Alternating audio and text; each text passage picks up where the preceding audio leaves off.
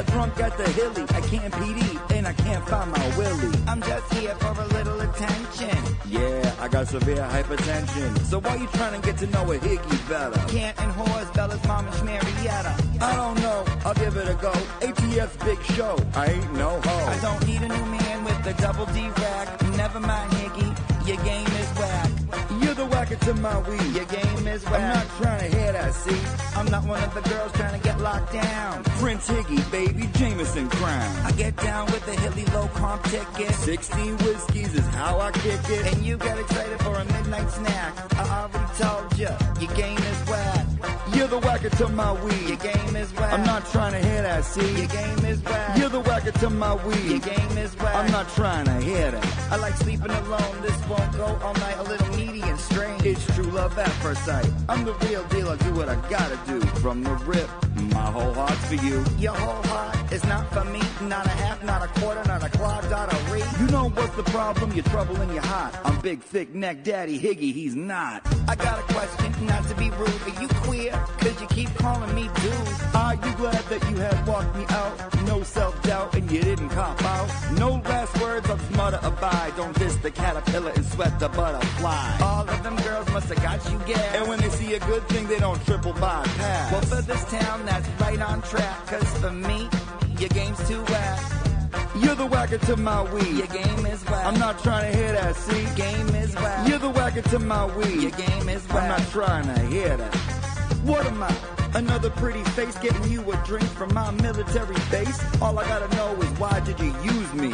You talking? Psh, excuse me. We can't have nothing. You wear depends. Well, if we ain't getting married, then we can't be friends. Well, then I guess it's nothing. Well, hey, I think you're puffing. Well, pass that weed. I won't weed whack nothing. You better catch a flashback. Remember, you ain't tapping it. You ain't my style, and I'm not having it. All I remember from that late night kiss is I'm more the mister, you're more the miss. Well, look, I treat you good. Treat yourself better. And I always call my mom. Write her a love letter. I greet you every day with a martini at the door. You won't last a year, you're overgrown bed sore. Well, I'm known in this town, and there, that's a piss. I got no one to blame but myself and Melissa. You didn't answer me, Karen. Am I a good kisser?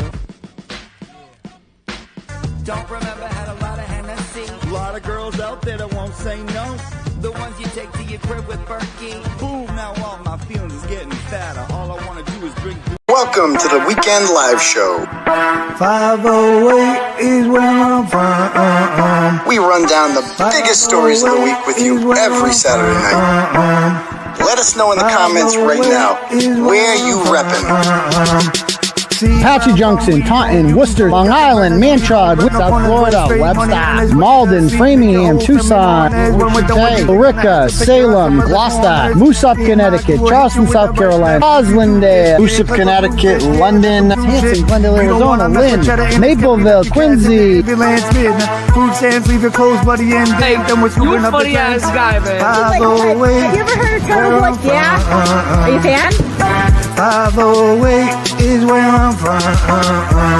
Hey, what's up? 508 is where I'm from. How was that? You a freaking idiot. Stop telling people that I'm mentally deranged and stupid. Call me Aidan. He's not a doctor, but... Get out of my store, please. You're a fucking loser. You are a loser. You're not a journalist. You're nobody. You're not turtle hair. Don't make such fun of the criminal justice system. NFL on the house, blog out. Let's get this party started.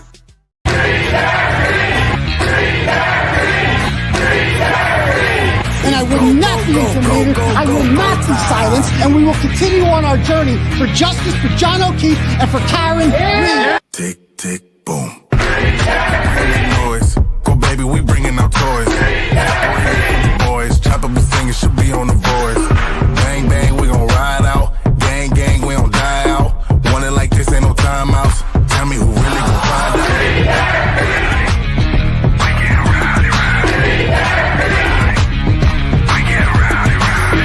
We be disturbing the peace. Working, we serving the streets. Karen Reed has supporters who've shown up in large numbers. Tick, tick, boom. Hard body, and not scaring nobody. You make me resort to wildin'. You must be blind by the diamonds. I didn't want it to be this way, but y'all won't need to try this. So it's no way around it. You the loudest one, it's going quiet.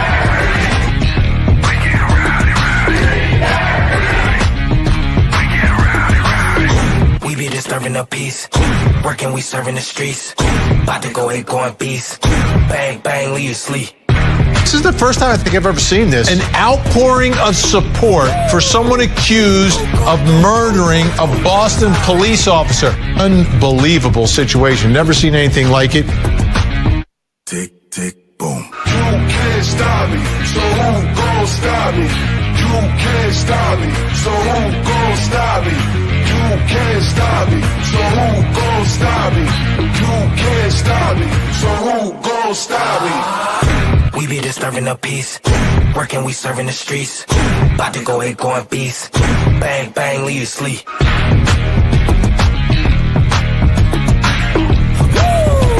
It's go, go, go, go, go, go, go time. Tick, tick, boom.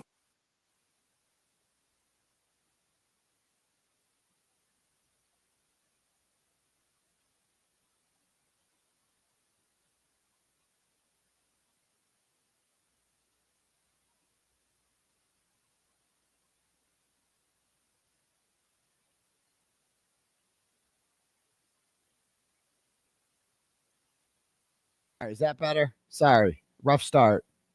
I'm about to get a million texts saying you're muted. They're coming in any second now. Okay, cool. All right, we're back. Apologize for that. Try this again. Welcome to the live show, ladies and gentlemen. My name is Aidan Kearney. You can call me a variety of names if you'd like. I go by Dr. Turtleboy. That's my preferred pronoun of choice. You can call me Uncle Turtleboy. Just regular Turtleboy will do. You can call me Journalism Jesus. You can call me 𝗃𝗃𝗃𝗃.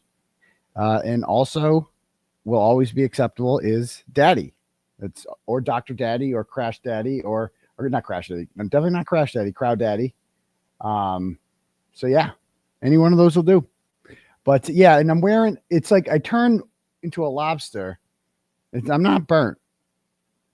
It's because, and I'm going to address this. So, it's because when I wear anything that's like red or orangey, it turns my whole face red and needs to apologize for being a dick on those last interviews. So I'm going to talk about that because I want to talk about that, but I don't want to spend too much time on it. But I wasn't being a dick. I'm being myself. Okay. And honestly, like, go fuck yourself. Go fuck yourself. Whoever you are, you're anonymous. I hope horrible things happen to you and your entire family for the rest of your life. I hope you experience pain, misery, just fucking horror, like the worst things possible. I wish upon you. Really, I fucking hate you. And if you think you're getting an apology from me, you have come to the wrong place, my friend. The wrong fucking place. Okay? So go fuck yourself and die in a hole. That's what I think of you. Anyway. Yeah, we do need to make we definitely need like a new free Turtleboy song because Karen Reed's free, you know? It's old news. And she's going to continue to be free because nothing else is happening as much as they like it to be. And that's that. So anyway, all right, what else is I going to talk about? So yeah, those are the variety of names that you guys can call me. I do this live show every Tuesday and Saturday night at 9 p.m. Make sure you smash that subscribe button. What are we up to for subs now? We're still going strong. Let's see. 162,550, baby. There we go. Let's get to 163. I know. I mean, I see over 5,000 people watching live on YouTube right now. Make sure you guys go ahead and, I'm sure at least 500 of you haven't hit the subscribe button. So, go ahead and hook it up. But okay. Anyway, yeah. So what else was I saying? And if you guys want to have your message read out loud to the class tonight in the Turtle Chats, you can click at the link at the top for Turtle Chats. You can pay whatever amount of money you want.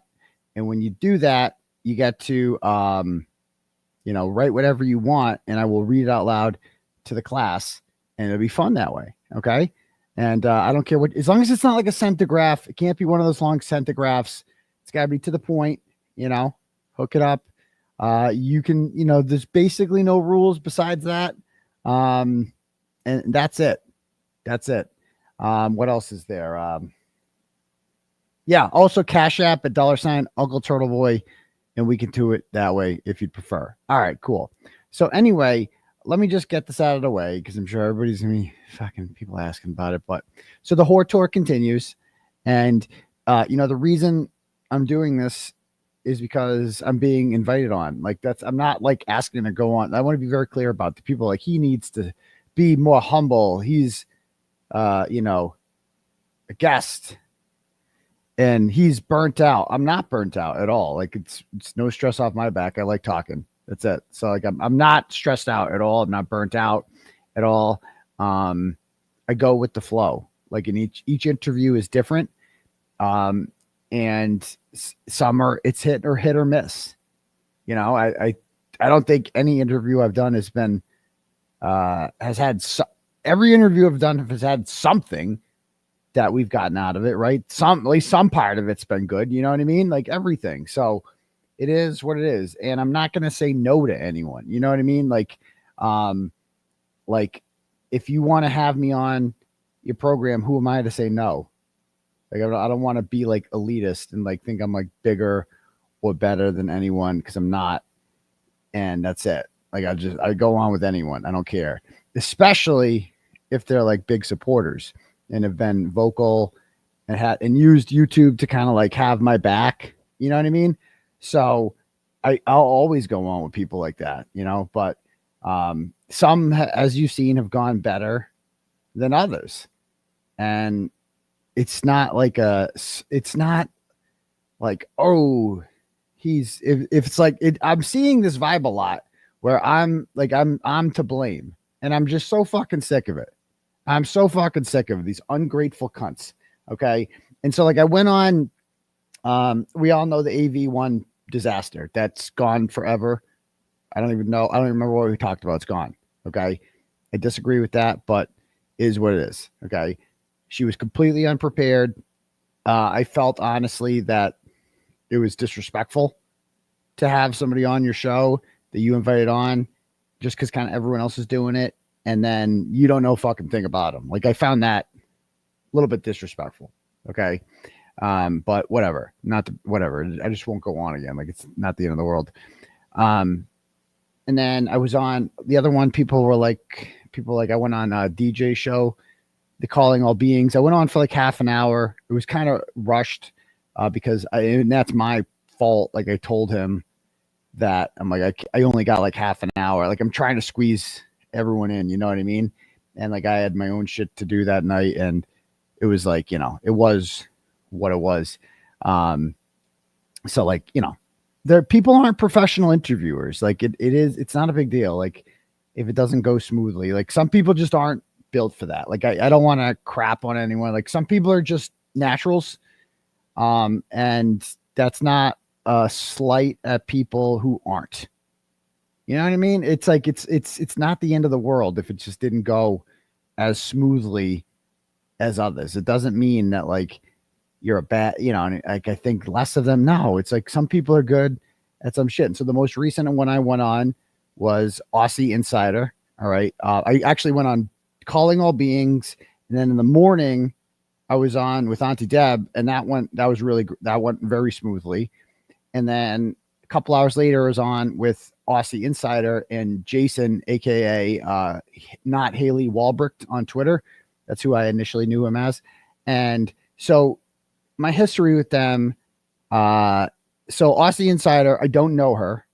She lives in Australia, but I follow her channel. I subscribe to her content. I don't know when I found her, but I always liked her little mashups there. She always did these mashups where she would take like funny shit people say. I don't know. She was just funny. Like she would take like, she did this Turtleboy. Like it was like mocking people who blame everything on me. It was really well thought out. I liked it. And then she does these other mashups with like law tubers, their reactions to stuff. It's funny. Like that's what she's good at.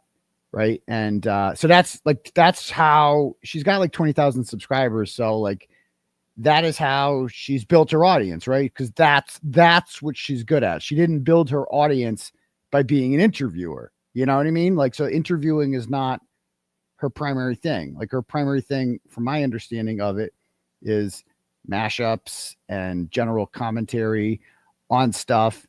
Not really like live shows or like interviews. Like, that's not usually what I get, from her channel. At least from my experience. It could be wrong. Maybe I haven't studied enough. I don't know. And Jason is, so he goes by not 𝗵𝗄𝗆 on, yeah. And she's and people like, yeah, she's very smart. She's very smart, right? That's one thing I've noticed her. She's very smart. She's strong analytically. Like, that's what drew me to her channel. That's what I liked about it. Okay.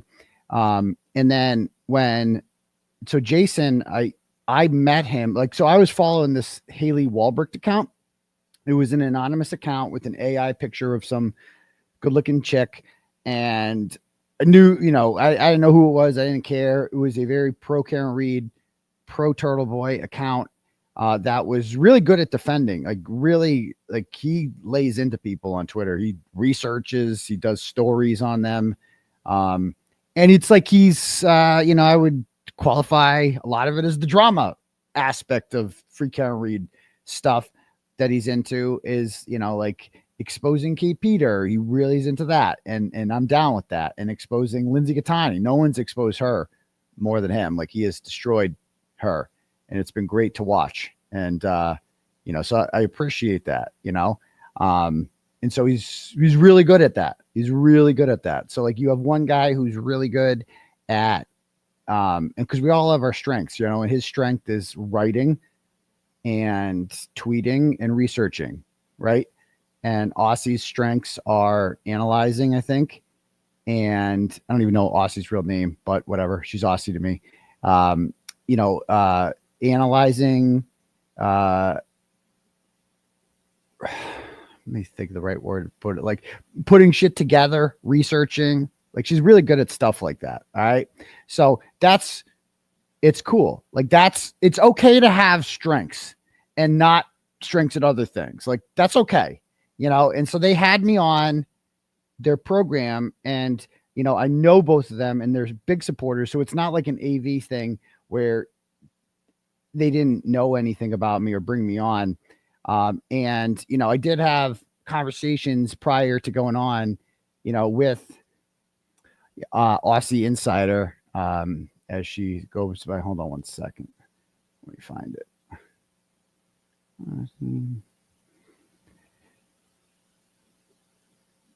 Hold on. Yeah. And so she told me ahead of time, that she was going to have Jason on. I was like, yeah, sure. Yeah, whatever you need, and she's like, she was very casual about it. And let's see.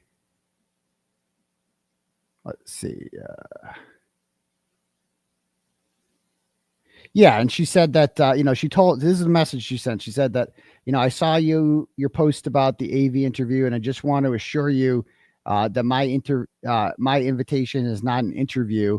You're free to say whatever you want, even calling someone a cunt, if that's what mood you're in. It's also called Unplugged for a reason. Nobody knows your cases better than you, and you've been through the ringer and still show up day after day to keep people informed. So feel free to offload or whatever. No script, no Q&A, no objectives, no pressure at all. And then I responded by saying, I like questions and answers as long as they're good questions, LOL. And she says, and she said, I didn't see the AV interview. Were her questions bad, LOL? And then I didn't get back to her on that when we made plans. So, like, I did say in writing that, like, I like the, the Q&A format, and I do like the Q&A format. And all of these, every single interview I've done has been a Q&A format, right? But it's just about, like, some things get me going and other things don't, right? And I'm not a fucking toy. Like, I'm not some toy that you can turn on. And, like, that's what I'm seeing from a lot of commenters. A lot of commenters, like, I'm reading some of this stuff, right? And it's like, what are people saying? I don't know why I'm letting this shit get to me, but it pisses me off. So it didn't go very well. It was just, like, kind of awkward. And it just didn't, we never really got into a zone where we just had like a natural back and forth, and there's no other way to describe it. Okay. It's not a shot at them. It just didn't work. You know, sometimes it's like a relationship. Sometimes it just don't work. You know what I mean? It's like, it's not, there doesn't have to be a bad guy, right? It doesn't have to be somebody at fault. And so they're like, but the comments are like, you know, the weird vibe was all created by Aidan. Sorry, but it was. I couldn't believe he went out of his way to make the interview so difficult. He continually gave non-answers, pretended not to understand questions. Yes, pretended. Okay. All right. So that, and then they go on to say, other people are saying,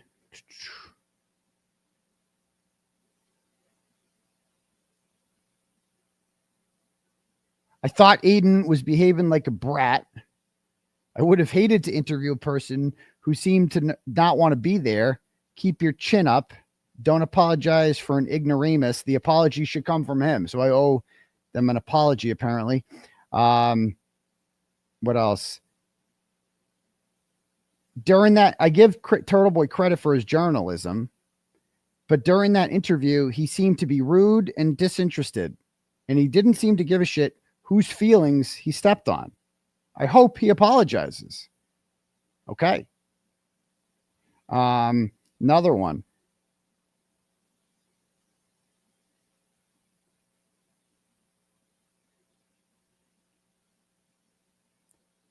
The interview was rough, but it was not your failure.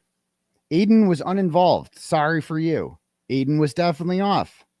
I think Turtleboy shouldn't act like a spoiled toddler if he doesn't like the questions. He's getting exposure for his charges. He can be gracious. I support him, but the attitude is palpable, like 𝗵𝗲𝗺. So I'm like 𝗬𝗄𝗃 now. You can answer or play along or don't go on the show. And so a lot of people are saying like, oh, you could have expanded more. You could have like, because I had a lot of like short answers. You know, you could have done this. It's like, I'm not a toy. Like, you can't just press a fucking button and, oh, I'm just going to entertain you. Like, just not how it works. I'm a human being. Okay. Like, I can't, I require a little stimulation. That's all. And it just didn't work out. Okay. And it's not the end of the world. And I just want to give you, and this is not, again, a shot at Jason or at 𝗚𝗃𝗃 or any of them. I appreciate them very much. But I just want to give, I have a right to defend myself. Okay. And I want to show you a couple kind of things about like why I think it didn't work out. Let me pull up the first part. Okay, 3 short clips here. I promise. I won't spend much time on this. Oh, hold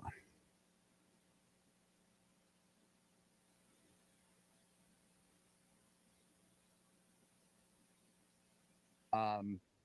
Being a former drug dealer and money launderer who was investigated by the state police, and then they hired her to be a state trooper anyway, despite that. So it was a question about 𝗬𝗲𝗄𝗃, who, in fairness, he told me before I planned to ask about her, but I just didn't, you know, he asked, like, who is 𝗬𝗲𝗄𝗃? Can you explain?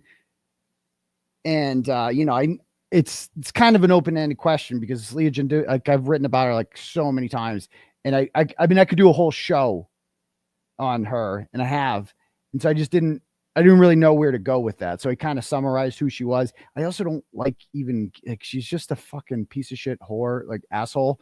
And I don't even want to give her that much of my time. You know what I mean? All right. So here's more of this. So we're getting reports from people, as you know, I do my own digging, that this 𝗬𝗲𝗄𝗃 was in the family Discord of people that Kate Peter has, talking with the Karen Reed family members and everything. Do you find that, I know we see this over and over again, but you seem to have all these characters from your past that keep popping up and getting themselves involved in ways. And I know 𝗬𝗲𝗄𝗃 wasn't publicly involved or commenting much on this case, but do you think that they have any support beyond this core group of people who hate you because you talked about them, or you talked about their friends, or you talked about their family members? So I didn't understand it, and you'll see my answer here. I don't understand the question. Sorry. So what no, it's okay. So what I'm saying is that as we get more information that's coming out, like 𝗬𝗲𝗄𝗃, who apparently lives in another state now and doesn't have anything to do with this, is in the family Discord with members of the. I don't know what the family. I don't know what the family Discord is. I don't know what any of that means. Okay, we'll skip it. We'll talk more. We'll skip it. We'll talk more about that later. Does she have any other support besides the people that hate you is, I think, the bottom of the question. Who? Karen, sure. Jen, do you say? What? Or in general, 𝗕𝗿𝗄𝗄, the people that hate you. That crew, yeah. I'm not even close to understanding what the question is right now. Like, not even close. Hold on, let me clarify. I don't understand. So we know that we have 𝗕𝗿𝗄𝗄, who's come out as the spokesperson for the McAlberts and all of these things, and this whole group of people. How much support do you think that the McAlberts actually had for themselves versus people who were just working with 𝗕𝗿𝗄𝗄 and people that were just coming after you because they hate you? Like, what do you think if you had to guess like a percentage of the people supporting them, how many of them are really not connected to them at all? So I have ADHD, and I'm best when I'm just given a prompt, and then you wind me up, and then I go. That's when I'm at my best, is when I just get a quick little, like, what about this? Or, oh, you see this thing? And then I just go off on a fucking tangent. That's when I'm at my best. Whereas like with this, like if you look at my face, like I'm trying to understand this. I don't get it. Like I think I get it now.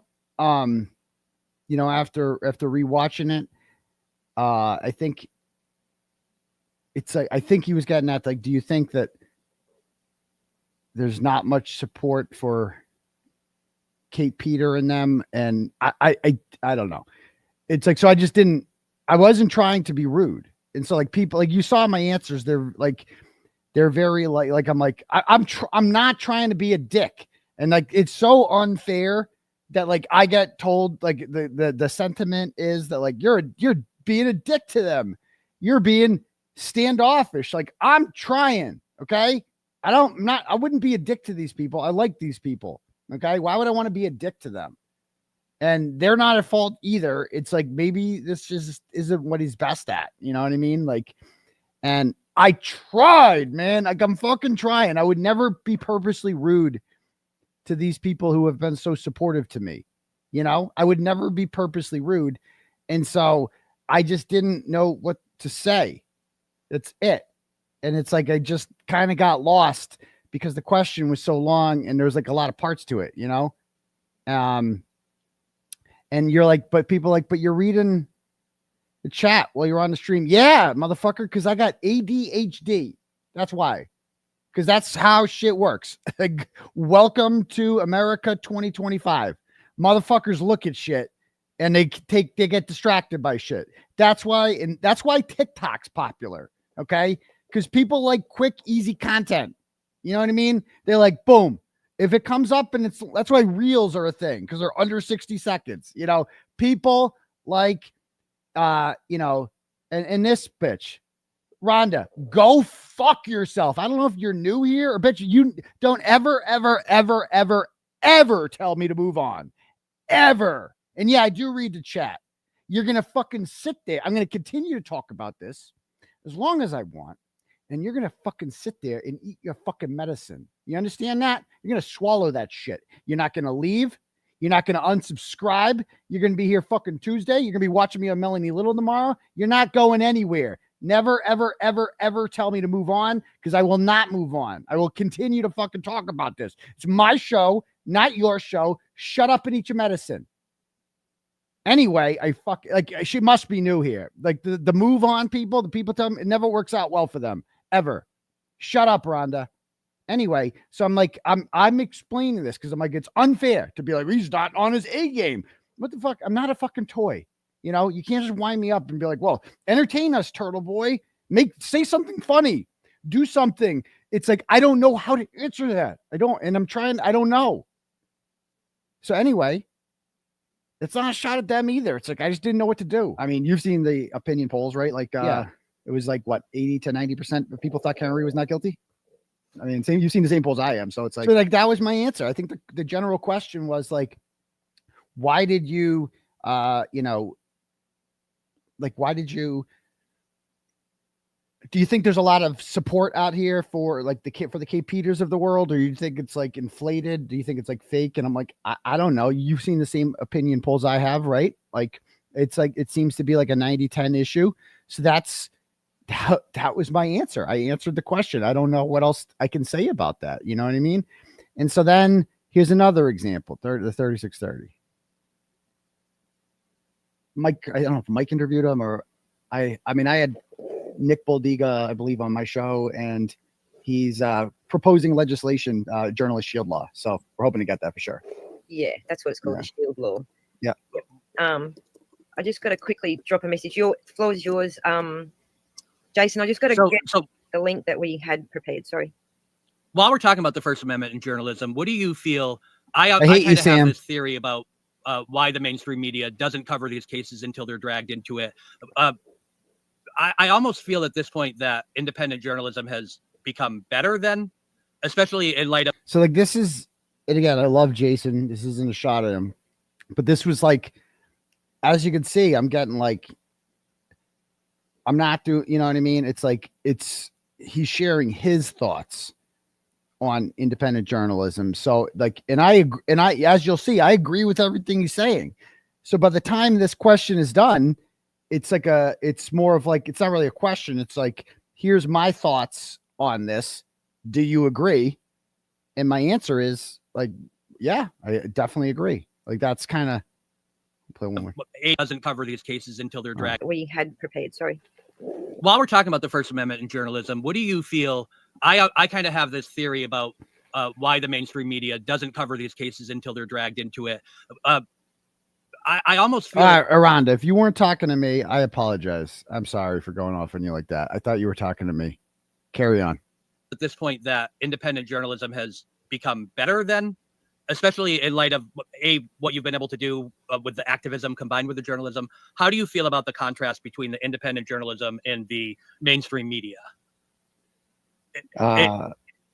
In the context of, let me just round that out. In the context of, I have this theory that the mainstream media is afraid to offend the government. We've seen newsrooms around the country. We've seen them slash their local reporting, and a lot of their content is delivered to them via press release from these same people, like the Norfolk County District Attorney's Office. Do you see like a resistance for them to cover these stories in a way that independent journalists like yourself can fill the gap and actually go back to the real style of investigative journalism that the networks refuse to do? Well, sounds like you're answering your own question there. Yeah, I agree with everything you said for sure. That is exactly how I feel. Great. So like, I didn't know, like, see what I'm saying? Like, so that's not a shot at him. He's a friend of mine. Like, I just didn't know what to say, bro. I just didn't know what to say. Okay. And like, it's very rarely am I at a loss for words. I just didn't know what to say. Like, I agree. Like, if I had answered that question, it would have been the exact same thing he said, just in like different words, I guess. But like, I literally would have said the same fucking thing. You know what I mean? So like, I didn't know what to say. I really didn't know. Like, I couldn't have said anything original there. Like, so like, and so all these people talk, oh, you're not engaging. Motherfucker, you want me to dance? You want me to do a dance up here? You want me to dance for you? What am I supposed to do? What am I supposed to do? You tell me what I'm supposed to do there. All right. And then last thing here on this. One more. So then this one annoyed me a little bit. Okay. You feel that pressure? I haven't felt any pressure like that at all from people. Not in the least bit. Great. Yeah. Awesome. Well, So, okay. So then this one did annoy me a little bit. All right. Because this is like a super chat is brought up here. So now their channel's making money. That's fine. Okay. But now a thing that's making the money is brought up, and it's crapping on me. Okay. So it says, I love you, 𝗚𝗄𝗆. Turtleboy, are you tired? You are definitely not answering the actual questions. Who do you trust? Meaning on YouTube. Who do you trust? I like this line of questioning. So it's like, so now this one annoyed me. Not going to lie. This one annoyed me. And I go off here because it's like, so now the channel is making money and bringing up super chats that are shitting on me. Like, I'm an invited guest. I'm volunteering my time to be on here. And it's like, now I'm being dunked on. Now I'm being shit on. Like, it's my fault. Like, Turtleboy, are you tired? Like, and the money's going to that channel, not me. The money's not going to me. So it's like, this is and it's like brought up, like, so I'm going to see it. And so I'm like, are you tired? You're definitely not answering the actual questions. So like in the future, you know what I'm going to say, I'm going to have the better rule on this. Like, no, if I'm going to do an interview like that, super chats have to come afterwards. I don't like that shit. Cause a lot of the questions that were brought up were like people paying. I don't like that. I feel how Mark Betterow feels. I don't like that. It just made me uncomfortable, but it's my fault. I should have said something, you know, beforehand. But again, I feel like I have the right to address this just because, you know, there was a response video that she put out today that I watched, and I just read the comments, and it's just like fucking like, let's shit on Turtleboy, like talk about how arrogant Turtleboy is. And that's completely wrong. It's just completely wrong, you know? So there's that, you know, and I think the number one rule for like an interview is like when I had Alan Jackson on, it was about if you watch like the first couple of minutes of that interview, I talk too much, and I read the chat, and I'm seeing people saying like, let him talk. And it's like, and then I had to remind myself like, oh yeah, I have Alan Jackson on here. Like everybody isn't here for me tonight. You know what I mean? Like I don't have an audience this big. Normally people are here because they want to hear AJ. You know, this is his first time talking, and the less I talk, the better.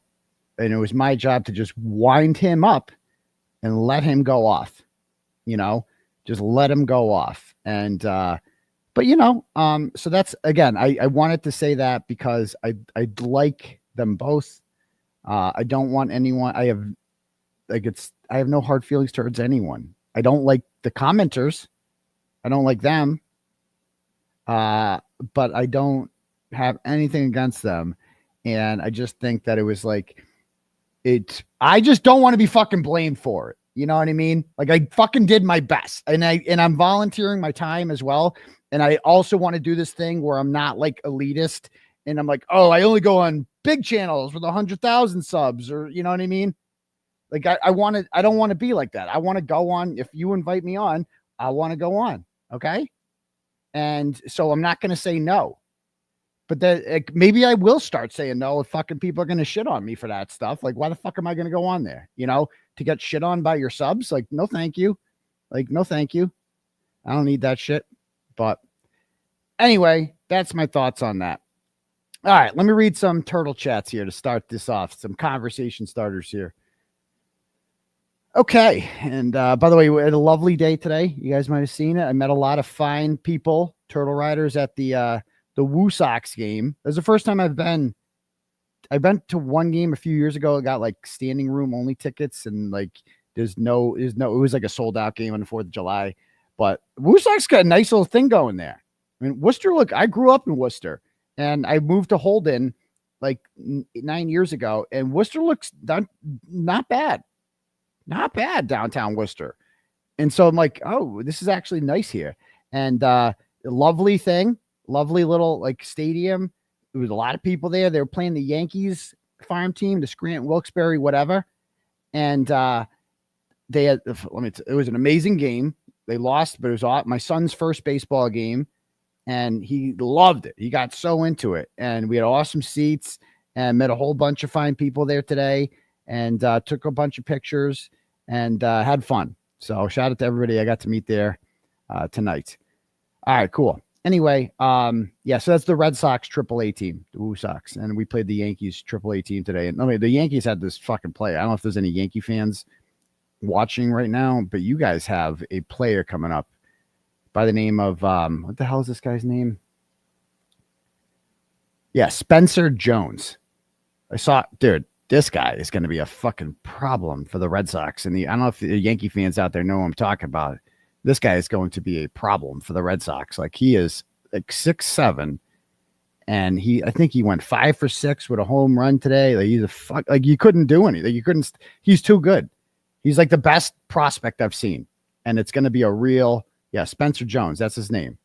So like, he's there, Roman Anthony. Okay. Gotcha. He was fucking, dude, he's impressive. You're like, man, this guy he's like an Aaron Judge. Like, he looks like Aaron Judge. He's built like Aaron Judge. He's going to be a problem. So Yeah, or they'll trade him for Jose Ramirez. I don't know what they're going to do with him, but anyway, there's that. Let me read some turtle chats. Okay, let's see what we got here.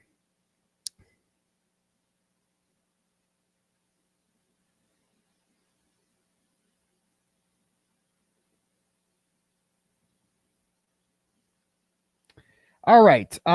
Boat Fund Jones sends $20 and goes, Doc, for the record, I am not drawn to you because of your don't give a fuck. I do what I want audacity, which not only is the wrong word, it is the wrong description of you ever.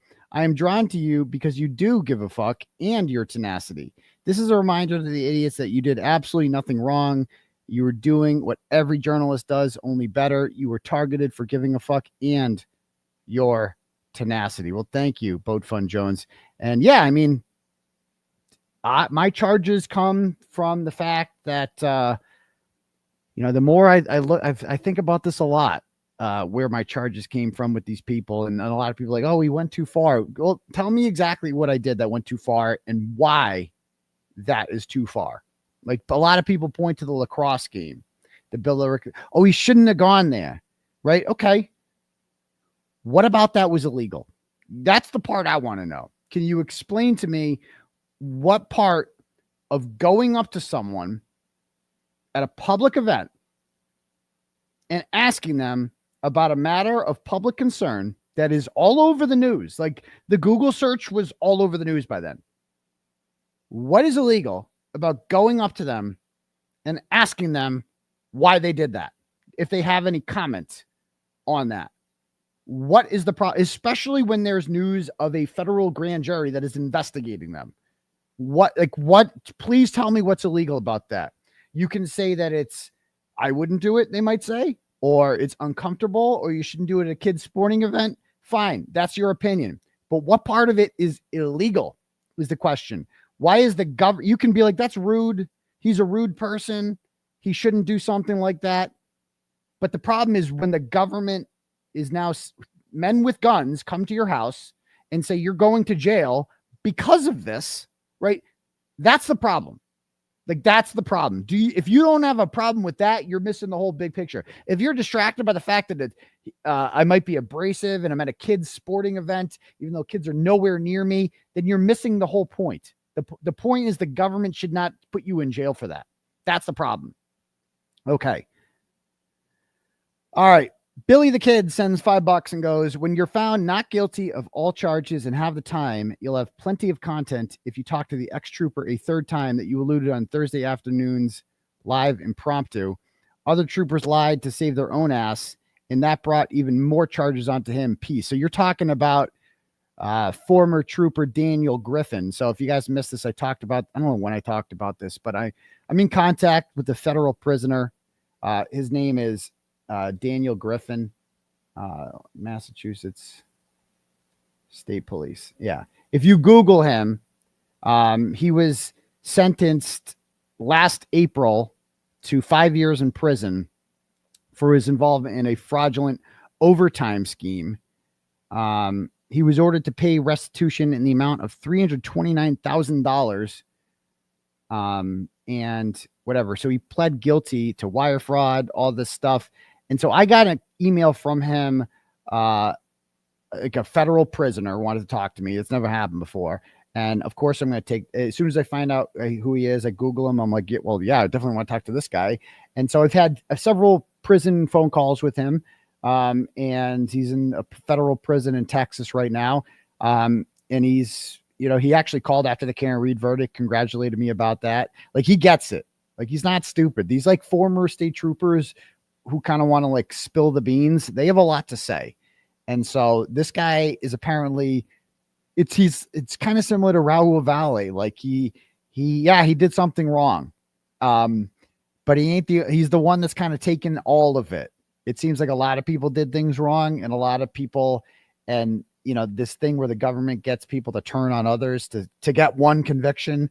And so that's what that guy, 5 years for overtime fraud. Yeah, that's a problem. What Michael Proctor did is a million times worse than overtime fraud. I hate to burst your bubble. What Brian Tully did and what 𝗫𝗄𝗃 did is a million times worse than anyone who scam the taxpayers with overtime fraud. That's a problem. That's bad. That's illegal. They should pay the consequences for that.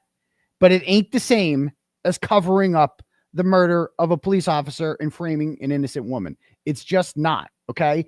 And the feds sentenced this guy to 5 years. And it's like, it's annoying me that the feds are like that's what you come, because you know why they go after cases like that? Because it's fucking easy. It's just fucking easy for them. Like, that's an easy one. There's a money trail. You find all the money that he got. You didn't work these hours. You got him. It's not brain surgery. Any idiot can get that case and get that conviction or whatever. It takes real police. It takes real investigators to get the McAlberts, to get the Norfolk County DA's office. And they didn't do that. They just, you know what they did? They're like, well, we got Michael Proctor's text messages and we got all their text messages. We read all their texts. They don't have any confessions to covering up a murder in the text messages. So I guess we're done here. I'm out of ideas. Anyone got any ideas around here? Yeah, I don't know. How about fucking putting pressure on one of them to snitch on the other? You got shit on all of them. You know they've lied at the very least. You know that they lied at the state grand jury. You know that Brian Higgins lied about going to sleep that night. That's what he testified to. You know that he's lying about the butt dials. You know that's not going to stand up in court. You know that a jury is not going to believe Brian Higgins when his excuse for lying to the grand jury was, oh shit, I butt dialed. Like, you know that's not sufficient for a defense, and you know you could convict him of perjury at the very least. You might not have anyone on a murder charge. You might not have anyone on a corruption charge. You might not have that yet, but you have him on some small shit, and you can use the small shit to push the bigger shit. Yes, you can. Okay. Yes, you can. So there's that. So I don't know. It's just the overtime shit. I agree. Bad, whatever. But like, I see what the feds do to people like him and stuff like that. And it's just like, it's just not equivalent to what they're doing to the free ride that they're giving the real criminals at the state police, who are 𝗵𝗂𝗺, Tully, Fanning, and DeCicco and Proctor and the rest, period. So thanks. All right, next up. Wilkes-Barre. Nice. Wilkes-Barre's halfway between Worcester and Pittsburgh, where my brother lives with his family. So we've done a lot. We stay in, whenever I go there, I usually drive halfway, stay in Wilkes-Barre, boom, fresh the next day, boom, Pittsburgh. Here we go. All right, next up. All right, Brittany sends $10, goes, hi, Turtleboy. This is about the Jessica Leslie story. Is there anything legally stopping the friend from telling the entire story about the leak? If not, she needs to tell the Boston Globe. You, Karen, and Jessica should have your names cleared. Interesting. It's a good point. Let me see this 1 second.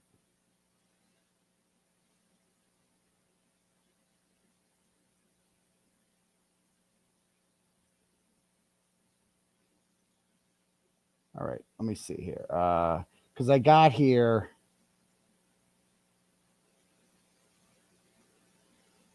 I didn't plug her number in. When did I talk to her? When did the story come out? It was like Wednesday, the juror thing came out. All right,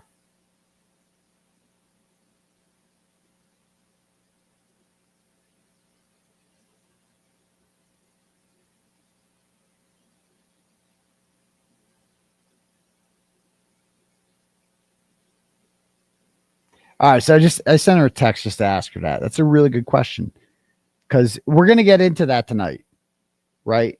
But so let me read that turtle chat again. It says, this is about the Jessica Leslie story. Is there anything legally stopping the friend from telling the entire story about the leak? If not, she needs to tell the Boston Globe.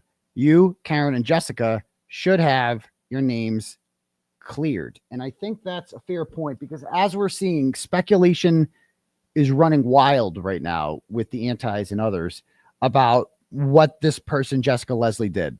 Like did she leak shit to Karen Reed or the McAlberts or whoever? It's like, no, like the truth should be told. She did not. Are they flipping on someone else? Is there a bigger fish? No, there's none. There's none. And I guess you're right. I could have the source come on my show, even anonymously, and, explain and talk about it. Because she could clear everything up. And I've talked to this source on Twitter many times. I could show my whole chat history with this person. She never mentioned that she has a friend on the federal grand jury. That's how much of a secret she kept it. She's talking to me pretty regularly since early 2024, I want to say. Let me see. Juror.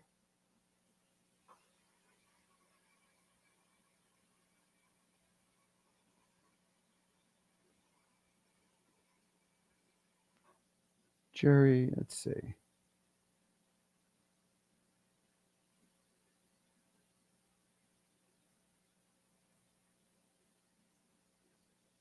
No, that's not it.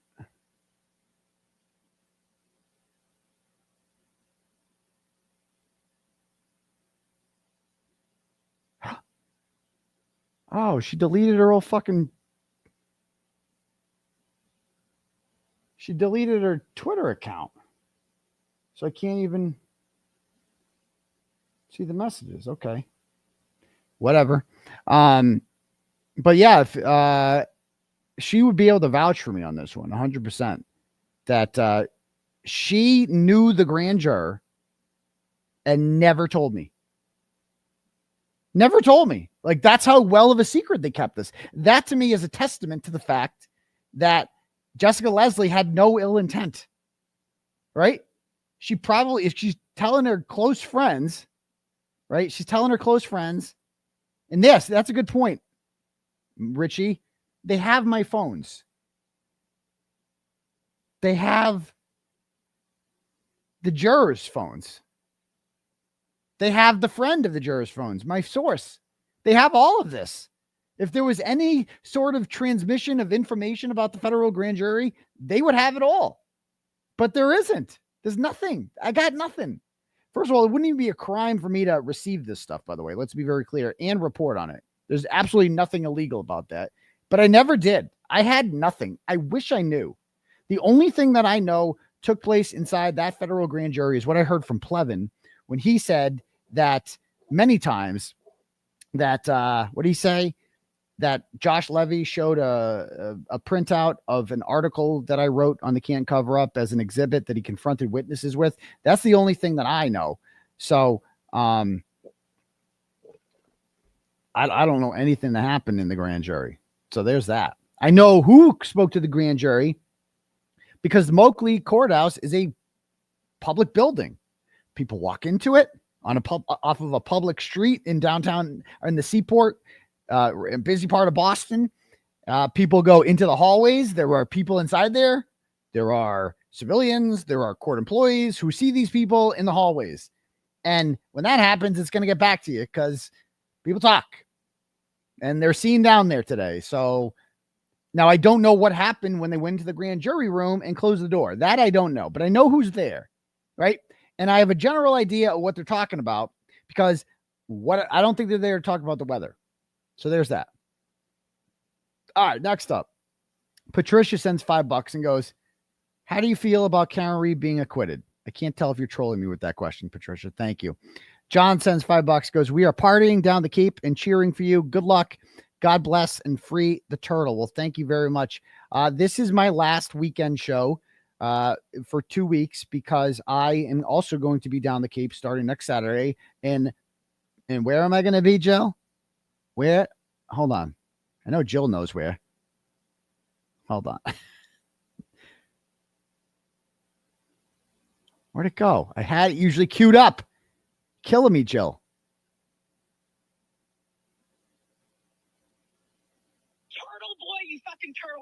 Go get a new name, okay? You fucking turtle juice. Oh, that's... No, you don't, because you're a fucking loser. Oh, I went to Truro because somebody gave me a thing. Oh, yeah, I'll be in Truro. So I'll be in Truro starting next because someone gave me a thing starting on Saturday. So I'm taking the whole week off.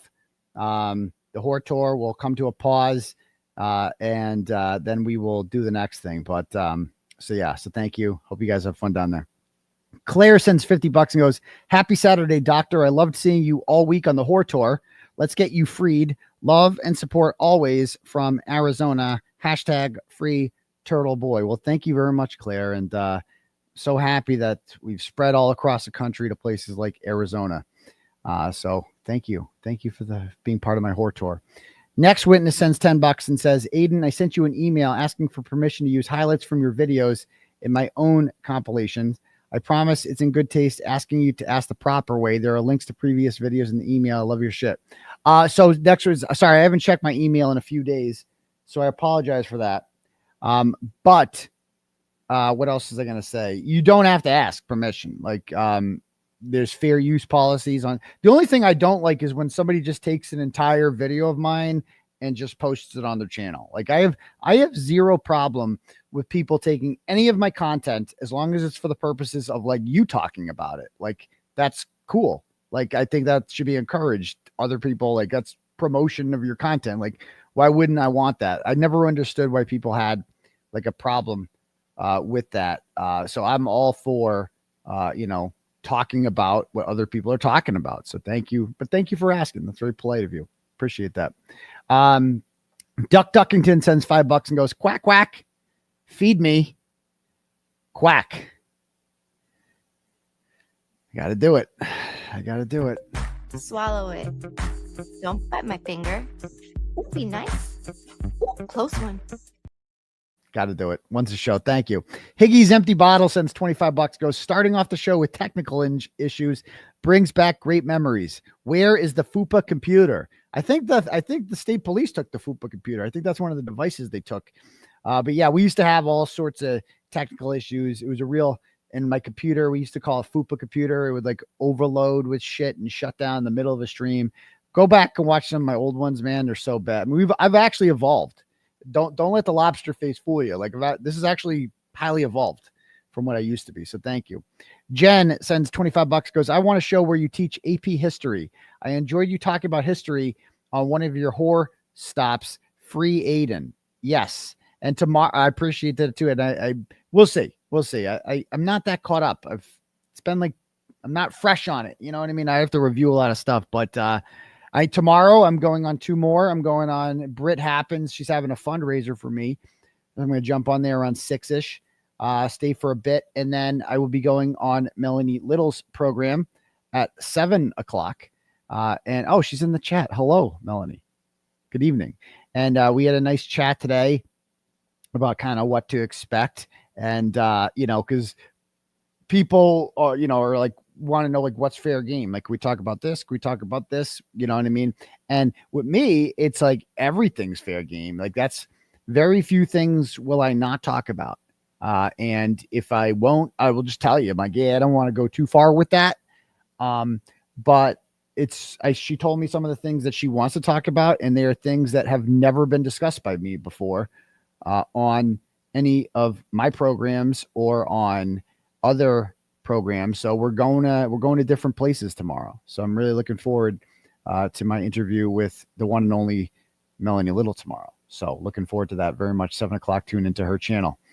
All right, next up, Goldilocks sends $10. Goes, Turtleboy, please tell us who is behind the John Barron account on Twitter. It can't be Auntie Deb. Oh, for fuck's sake. I don't like these witch hunts where people try to like, so this is an account on Twitter called John Barron. And, people have accused, I've seen a lot of people accuse like a lot of people of being behind that account. Most egregiously, people have accused Nick Rocco of being behind the John Barron. The John Barron account is an account that shits on Can't Read a lot. And the free Can't Read people a lot. And so people have kind of gone down this rabbit hole where they're like convinced it's Nick Rocco. Other people are saying it's Auntie Deb. And I cannot imagine it's fucking any of them. People it's 𝗬𝗲. It's definitely not 𝗬𝗲. I'll tell you that much. It's definitely not any of them. None of them. I promise you, none of them would do that.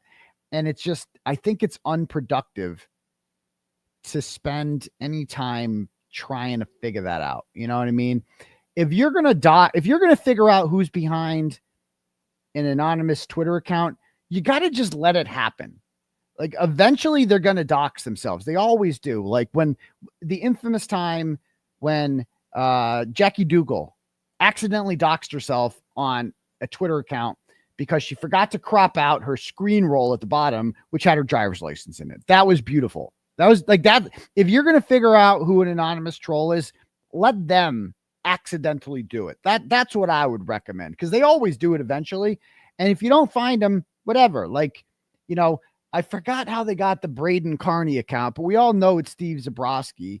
So it is what it is, right? Who else has done? Jill Daniels has accidentally doxed herself on those. The Mrs. Peacock account, remember that one? She accidentally doxed herself.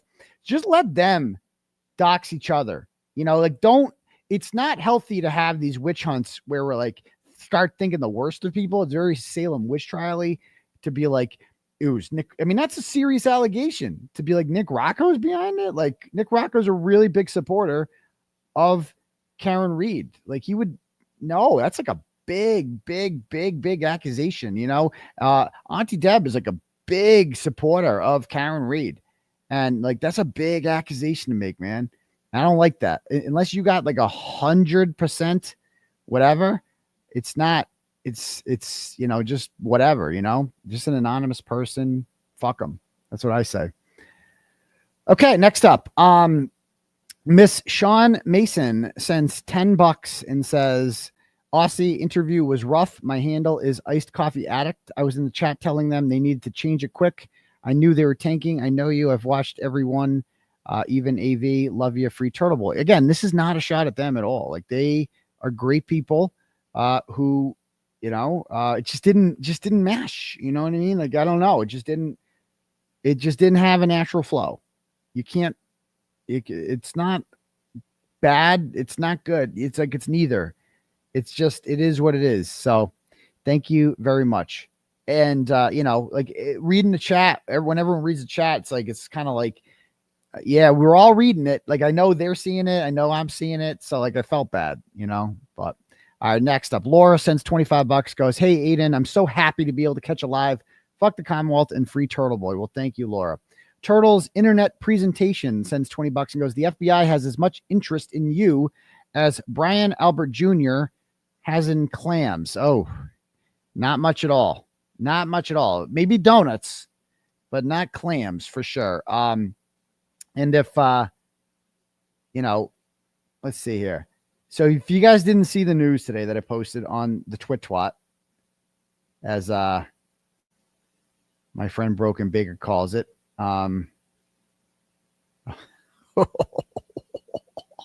did you guys see the CEO? Did you see this? That we've all seen this video is like viral, like everyone's seen it. They're at the Coldplay concert, and this CEO, something Byron, for some company I've never heard of, Astronomer or something. He's like they're at the Coldplay concert, and the big screen comes on. They're put on the Jumbotron, and they immediately realize it, and they just you see their faces, and like, fuck. And as it turns out, it's not as they're both married. He's got a wife and kids. She's got a wife, husband, whatever. And my comment on it was like, I had the woman, I don't know how old the woman is, but my only comment, I made one comment on it, and people got really upset about it. People are really upset about this comment. Let me see if I can find the exact comment. Because this is just me. Like, maybe it's like people aren't used to me. But let me find the exact comment. Okay, hold on. All right. So this was so first of all, this is. Oh, look at these two. look at these two. Yeah. Oh, look at these two. Look at his face.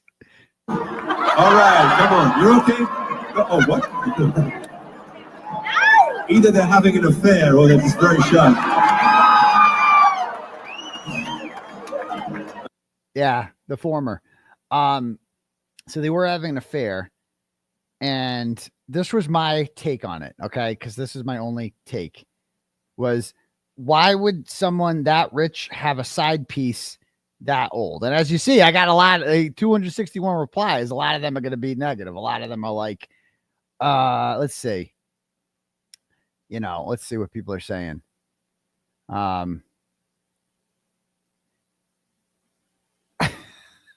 Oh, even Paula Prada called it out. Let's see. Maybe because he's not attracted to girls who could be his daughter's age. I assure you he is. I assure you he is. Let's normalize dating age-appropriate people. She's probably rich too. Let's see. Let's see.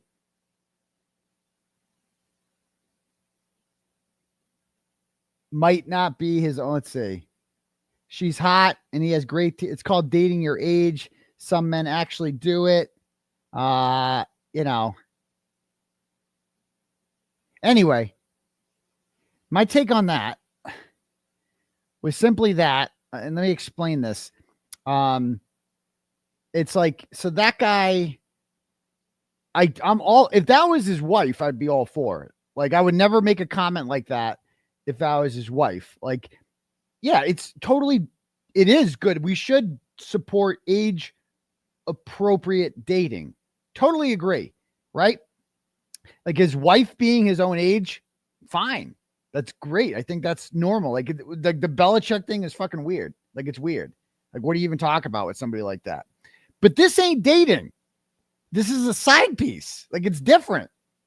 The whole, like, you're not supposed to want to spend the rest of your life with side piece, right? I mean, that's why she's a side piece. It's like, it's not supposed to be a serious relationship. See what I'm saying? That's all I meant by that. It's like, it's totally, if you want to seriously date someone and they are your age, that's fine. You know, women her age need love too. And that's, first of all, she's not even that old. I don't even know how old she is. But my point here was that, like, if you're going to just do the whatever, like I'm just fucking around on the side thing, then why not go a little younger? You know, that's all I was saying. Because he's rich. He can have whatever he wants. Right? It clearly is more serious. Well, I don't fucking know that. How serious could it be if he's married? Like, seriously, how serious could it be if his wife doesn't know about it? Well, she knows now. She's only 37? Get out of here.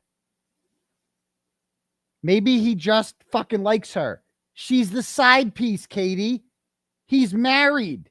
Like, what are you talking about? Maybe he likes her. Yeah, he likes fucking her. He likes hooking up with her. He's married. You understand this? That's it. That's it. That's all I got to say on that. People got all bent out of shape about this. Oh, you're a massage therapist saying this. Older women need love too. Fair. Fair. Totally get it. I'm not saying that. You know?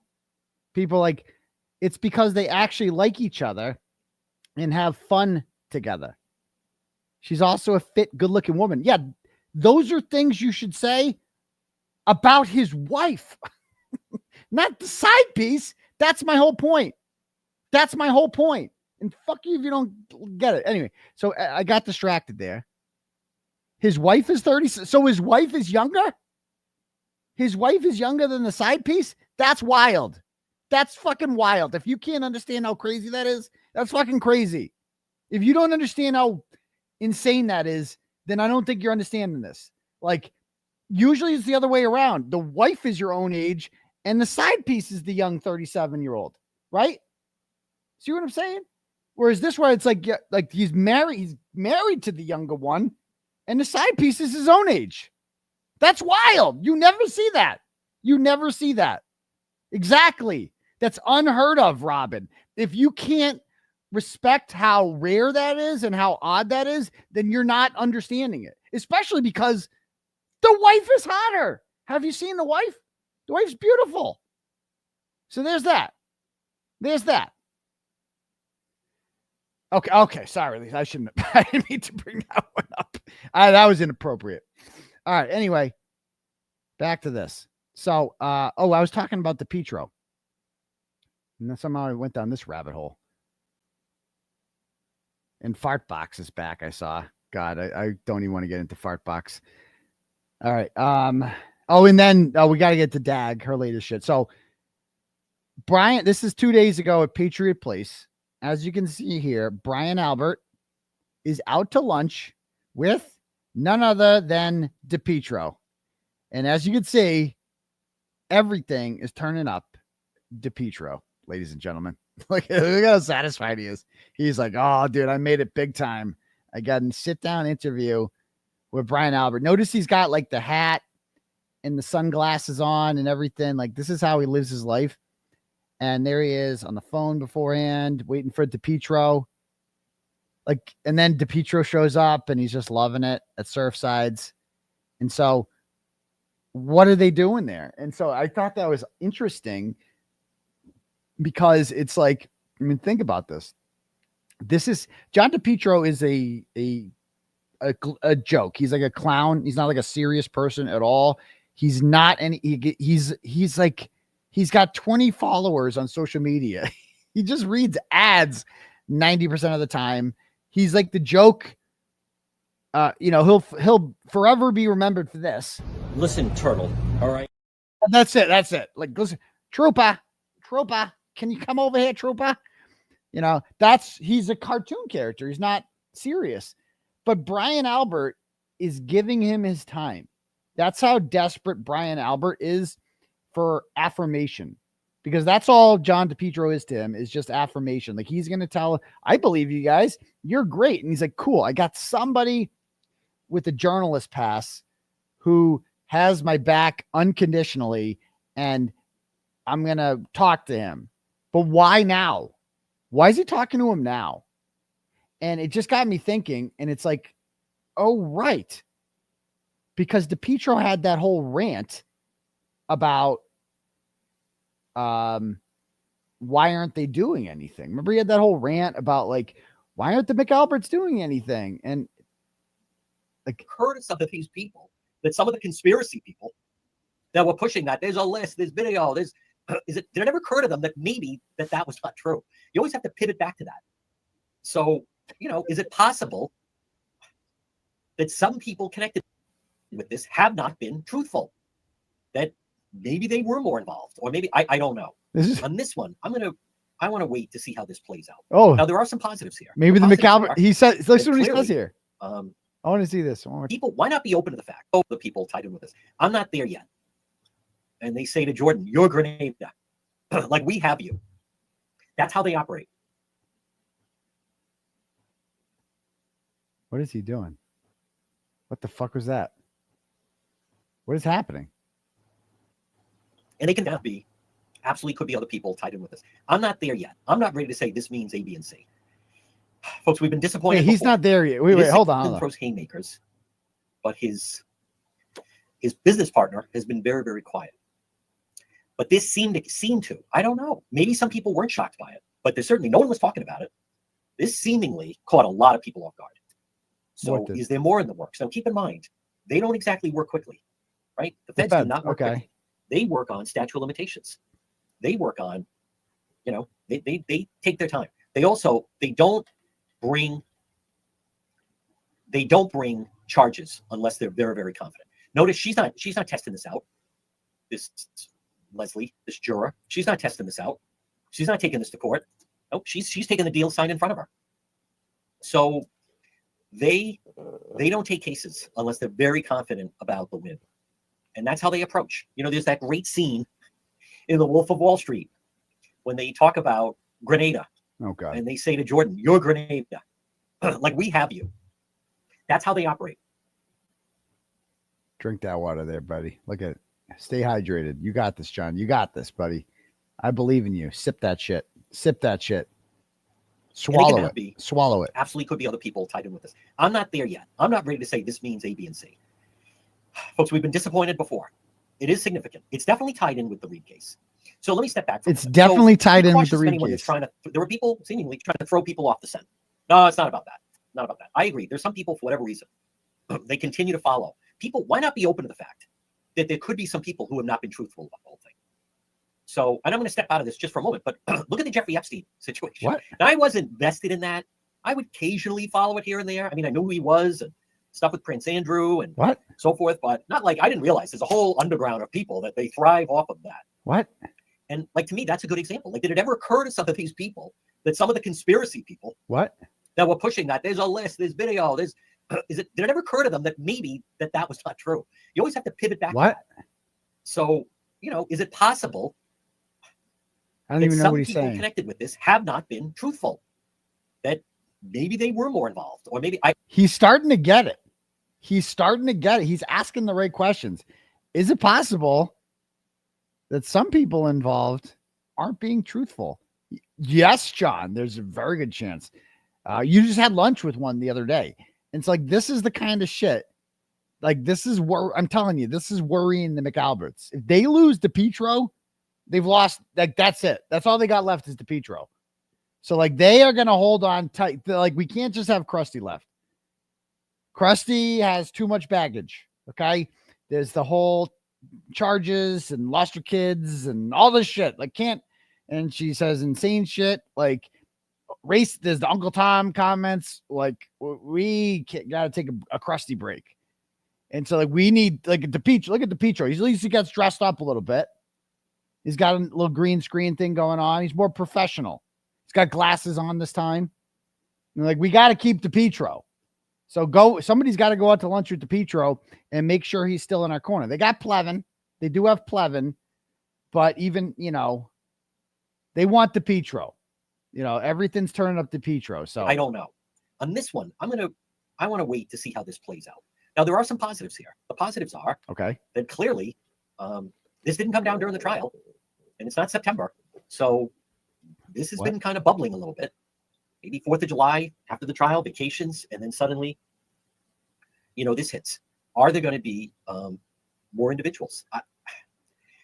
Again, I want to go back to what we know so far, which is it's not someone was sneaking things out that they weren't supposed to. It doesn't sound like, based on the statements, again, I'm going to pivot to the two news sources that I think are very credible. Doesn't sound like someone had too much to drink and started spouting out, right, at a girls' night or whatever. It sounds more that who was the other party? Who wanted that information? Now, you can step back and say there's some pretty good suspects, but let's let this play out. But maybe did they operate in a way? Was there a third party? What? I at this point, I am so hesitant to just. I know some people are full blast that this means the following. I'm not there. I'm not there yet. I think, and these things can go on for a while. I've covered federal investigations. Again, they're in no rush. You may be in a hurry. They're not in a hurry. It is for those that are in the middle of it. It's excruciating. It is torture because it just goes on and on. I agree that immediately pleading guilty and just 1 day in jail. I agree with people that say, sure, sounds like someone cooperating. And again, if you're approached saying, listen, you're not the one we're looking for, right? Who approached you on this? Who are you giving it to? And then we don't know what conversations that those people have had. We don't know. The people are like, it's like she pled guilty because they could have gotten her more if she took it to trial. She made a deal. Like, people make deals because you get lesser sentences if you make a deal. It's not necessarily, you are not required to give someone up to get a deal. Sometimes people just take a deal for a lesser sentence because they're caught dead to rights. Like, she's caught. They have her phone. They know she leaked grand jury information, period. It could be about any case. Kearney, doesn't matter. She leaked grand jury information to friends. Okay? That's it. And you can't do that. And so they're doing this because a message, apparently the federal government thinks a message has to be sent to other grand jurors, you know, or other citizens who would be on a grand jury. This isn't okay. If you want to do something like this, then you're going to have to get a lawyer and you're going to have to be charged. And now she's got a criminal record and that's it. Okay. That's why they're doing this to her. Now, why would they only give her a day in jail? Well, I have my own theories about that, but first of all, I think they probably think it's not, this woman doesn't deserve to go to jail. Like, she's some random woman who volunteered, let's be honest, volunteered 18 months of her life to be on a federal grand jury. And then she did something she wasn't supposed to do because she gossiped to some girlfriends, and they know that it's just not that big a deal. Like, it's a big deal in the sense that we got to send a message here, but at the end of the day, no one got fucking hurt. She wasn't directly working with anyone else. She didn't have nefarious intent. That's what's obvious about this. She's just like, she's spilling the tea to some girlfriends. And clearly since I was in touch with one of the girlfriends, right? And that girlfriend never told me, of all people. Like, she's talking to me about other shit. She never mentioned this fact that I have an inside source in a grand jury. That shows how disciplined Jessica Leslie was in telling her friends, you can't tell anyone about this. This is just between me and you. That's it. She reached out to me after she was charged to tell me, not Jessica Leslie, the friend reached out to me and told me, That's my friend who was the grand juror on there. And I'm the reason that she got caught because I made a tweet about the CDL thing. That's what she told me. The feds investigated me, came to my house, took my phone. That's it. Mystery solved. So they're very thorough. Keep in mind, Proctor didn't know that they were lifting the stuff off his phone. They didn't go to him and say, hey, we want your phone. They lifted that stuff, as far as we know, off the cloud. Yeah, go ahead. They Lift could all be my sitting on shit. stuff that people that could be in trouble, that they don't even realize. You know, many times they think that they covered their tracks with it. I want to pivot back to Alan Jackson. He definitely thought he had covered his tracks with the ARCA situation because they used a Signal app. And after the first trial, they did get away with it. What? It wasn't until Hank Brennan dragged it out. The Signal app. Then they caught them with that. The Signal app. Oh, they're so obsessed. App, so you can never really see the communication. Oh, God. So someone like Jackson, the ARCA, ARCA on the stand, Hank Brennan said, well, how many other clients have used it? Never. So maybe it's a Jackson thing. Maybe he uses that with his clients. He's getting there, folks. Yeah, maybe he uses that with his clients. Maybe that's his preferred method of communication. Yeah, you're so close to getting it, John. It's not Dr. Crash Daddy that was like, I'm shady. I want to use the encrypted. Alan Jackson's like, can you talk on Signal? That's how I like to talk to people because I'm cautious and I don't trust the government and I think they spy on people. And so I want to keep conversations private for a reason. Oh, yeah. Communicating with someone just the other day. And they said, well, you on the Signal app? I don't know. I've never tried it. Maybe I'll get it. But it was someone who it's really a different story. It's a different story. But exactly, John. Exactly. Like if a source came to John and said, hey, I have information, which they do a lot. Let's say, suppose somebody came to John and said, hey, John, I'm juror number 17. And I was on the Karen Reed jury and I want to talk exclusively to you. And he's like, oh, cool. Awesome. But there's a catch. We can only talk on Signal. Are you going to tell me John Depetro is going to be like, no, I don't use encrypted apps. Those are for drug dealers and criminals and people looking to hide shit.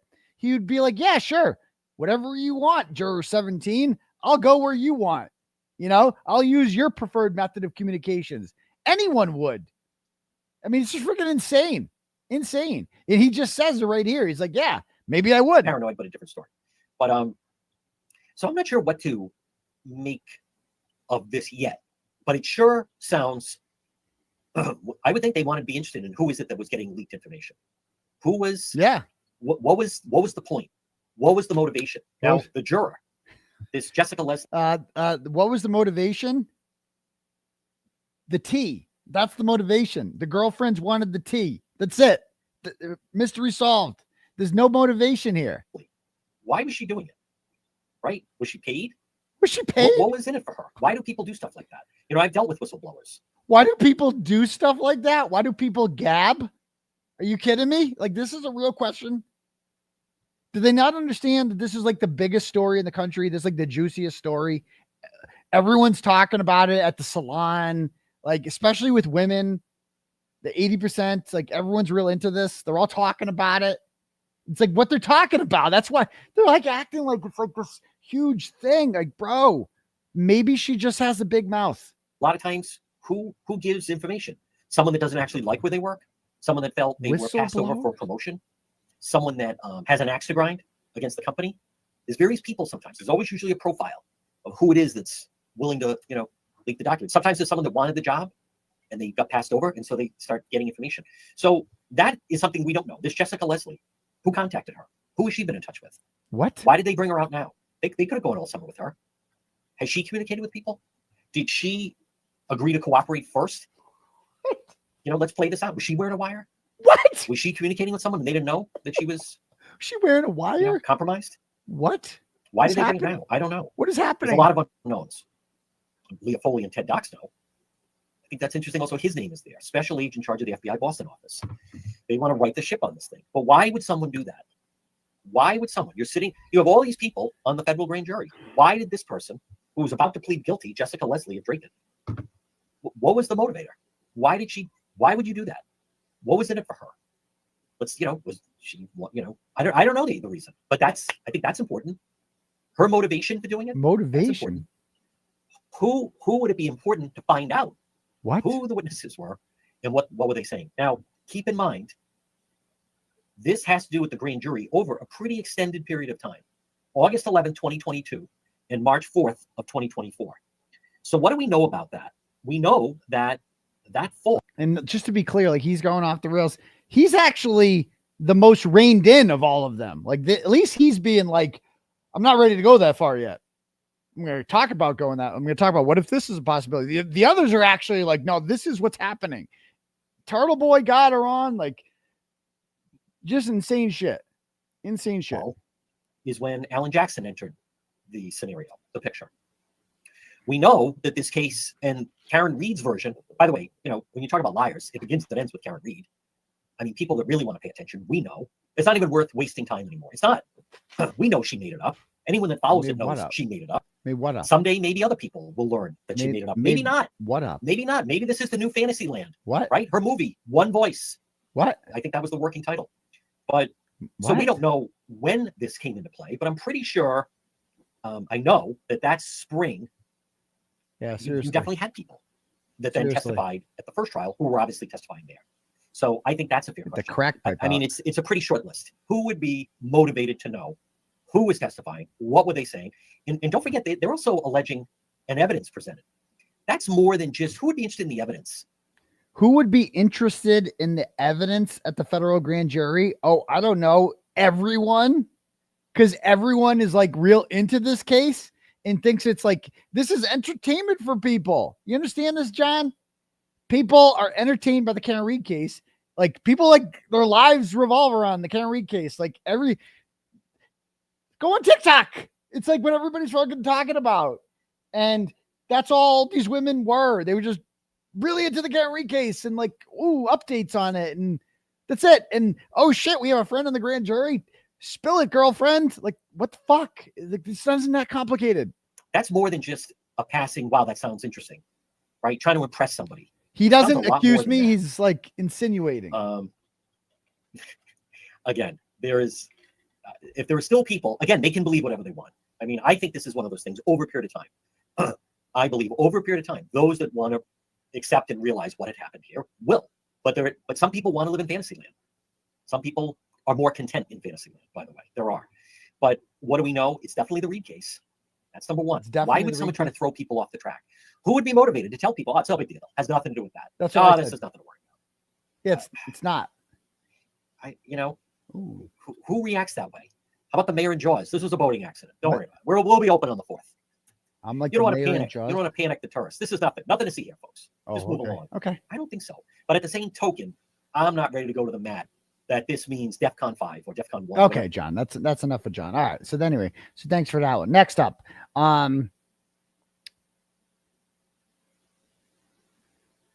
the Turtles internet presentation sends $20. No, apologize. Barbara Wilson sends $10. Goes, do you know if Brian and Nicole Albert got a divorce? No, they didn't. Thank you. Isabel sends $5. Goes, Turtleboy, Dr. Turtleboy, I believe in you. I would like to donate more, but $5 cost me 10. Supporter from New Zealand. Never, ever, ever apologize for not giving enough. I appreciate every dollar that comes in. It's the thought that counts. So thank you very much, to be very clear on that, as they say. All right, next up. Tracy sends $25. Goes, listen, Turtle, the 𝗚𝗍 was unfortunate, or the 𝗚𝗍 was unfortunate, but Auntie Bev's show had me roaring. I mean, the Auntie Deb show. Free the Turtle from Ocean City, New Jersey. Well, thank you. Margaret sends $10. Goes, will you cover the Steven Stearns case? I don't know who that is, so I don't. Doubtful. $5 from Renee says, Truth and Transparency sent you an invite to come on our show. Did you see it? I would love to see that. I have not seen it. I haven't seen any emails or anything, but some things get lost in filtered spam messages. I don't know. I apologize. I missed that. So, the Turtle, sends $10. Goes, good evening, brother. Never apologize for being yourself. If people can't take the heat, get the fuck out of the kitchen. Recently, Brian Higgins was crying at the urinals in the YMCA. He was listening to What I've Done by Linkin Park really loud in his AirPods. Free our uncle. Hey, do you golf, bro? Interesting. I haven't golfed in a few years, but I'll golf. I'm a white guy. It's in our blood. I'm a 43-year-old white guy. Eventually I'm going to get invited to go golfing as a social thing, and I'll go. It's just what we do. So thank you very much for that one. Courtney sends $50 and goes, would love to see an interview with you entitled Boom Roasted, where you're set up to roast certain celebrities or public figures, athletes not related to Karen Reed, just to learn more about your opinions outside of the legal cases you're involved in. Yeah, maybe. Man, maybe we could do that. Although that's how I might start losing fans. Like, oh, as soon as I start deviating from the Karen Reed case, people like, oh, I can't follow him. He said, like, I make one comment about some CEO getting caught with his, 50-year-old side piece. And then boom, people are like, I'm not following you. You're a massage therapist. I'm out of here. Okay, sorry. Gee whiz. Didn't know you're so sensitive. Amy sends $5 and goes, I went to a true crime podcast festival in Boston today, and you were mentioned in a positive light many times. And from the readathon, Rebecca Lavoie and Mel Barrett gave you a shout out too. I love them. They're great people. And that was another great podcast I got to go on, was their podcast. Went on Jason Whitlock. There's been so many good ones. So, it's been fun. It's been fun. Mr. 𝗚𝗍 sends $10 and goes, amped for your Melanie interview. Journalists and lawyers know how to question and answers work. I think the conversation will be great. I'm also looking forward to it. Thank you. Leanne sends $25, goes, listen, Turtle, so much respect and thanks for all you've done. I loved Nurse Kim and Auntie Deb. Don't let comments bother you. It's like job interviews. Some are great and some are not. Keep being you. Well, thank you, Leanne. Susie sends $10, goes, hi, Turtleboy. I definitely understand where you're coming from as a fellow neurodivergent person. I have auditory processing issues sometimes, especially looking through the chat. I would have been just as confused as you were with those compound questions. So yeah, it's not like a shot at them. Like I would never disrespect them and like be rude for the purposes of being rude or difficult for the purposes of being rude. Like I just didn't know the answers. I didn't know what to say, I was at a loss for words. So thank you much for that. Let me read some more here. Okay. Kim from Texas says, hey, sends $25, goes, hey, Daddy Turtle. I felt so bad for you on that interview. The questions were so hard to follow and you did the best you could with what you had to work with. Thank you for standing up for the truth and against corruption. God bless you. Yeah. But it's important to point out that that's also not a shot at them. It's like, it just wasn't what they're best at, and that's okay too.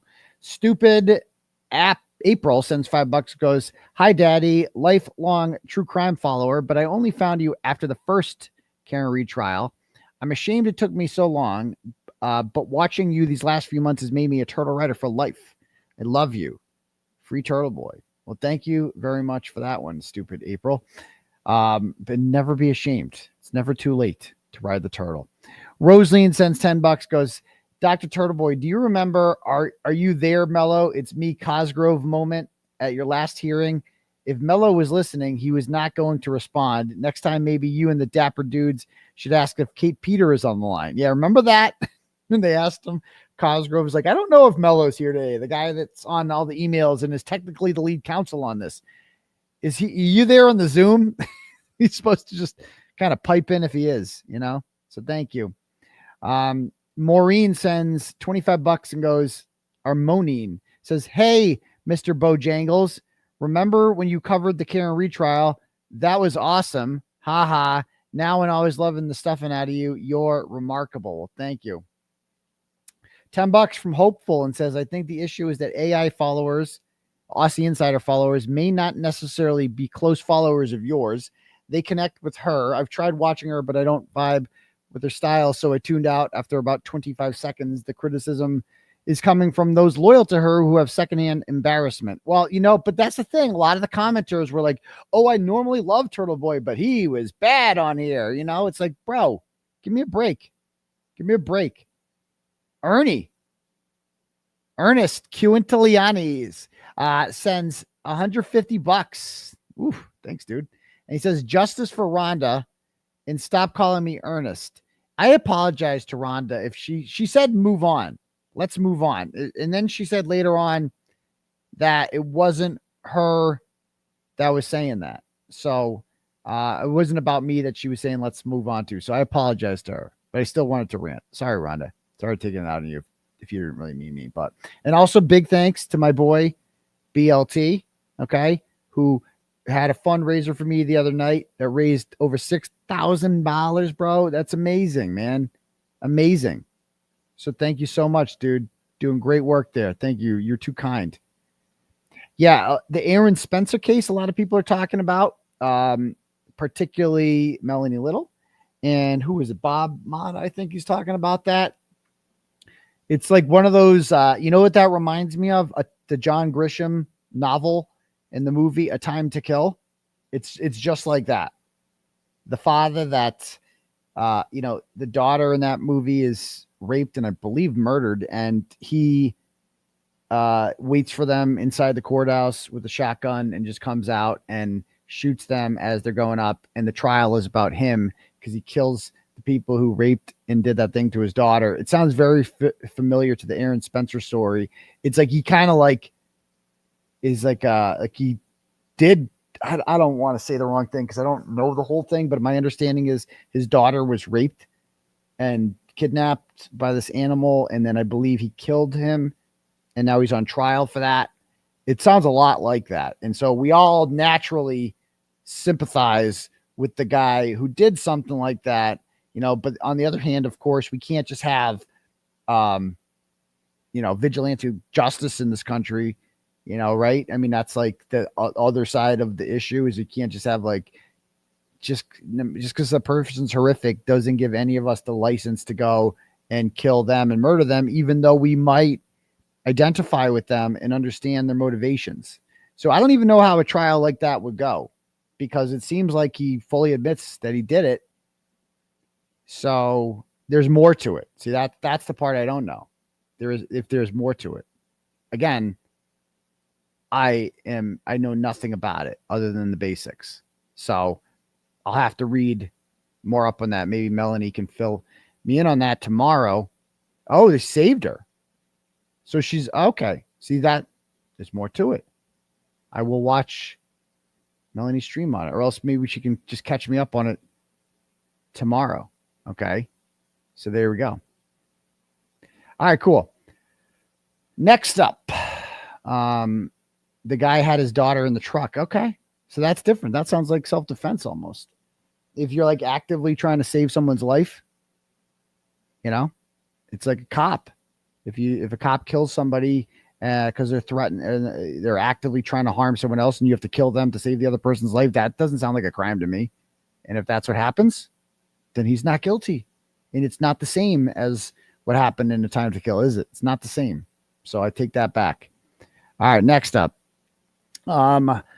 Dennis sends $25, goes, the guy had statements, and when a question, they were just too general. I thought you were very polite in the situation. Yeah, but Jason's a good guy. Jason's a great guy. I love Jason. Okay. What else do I have here?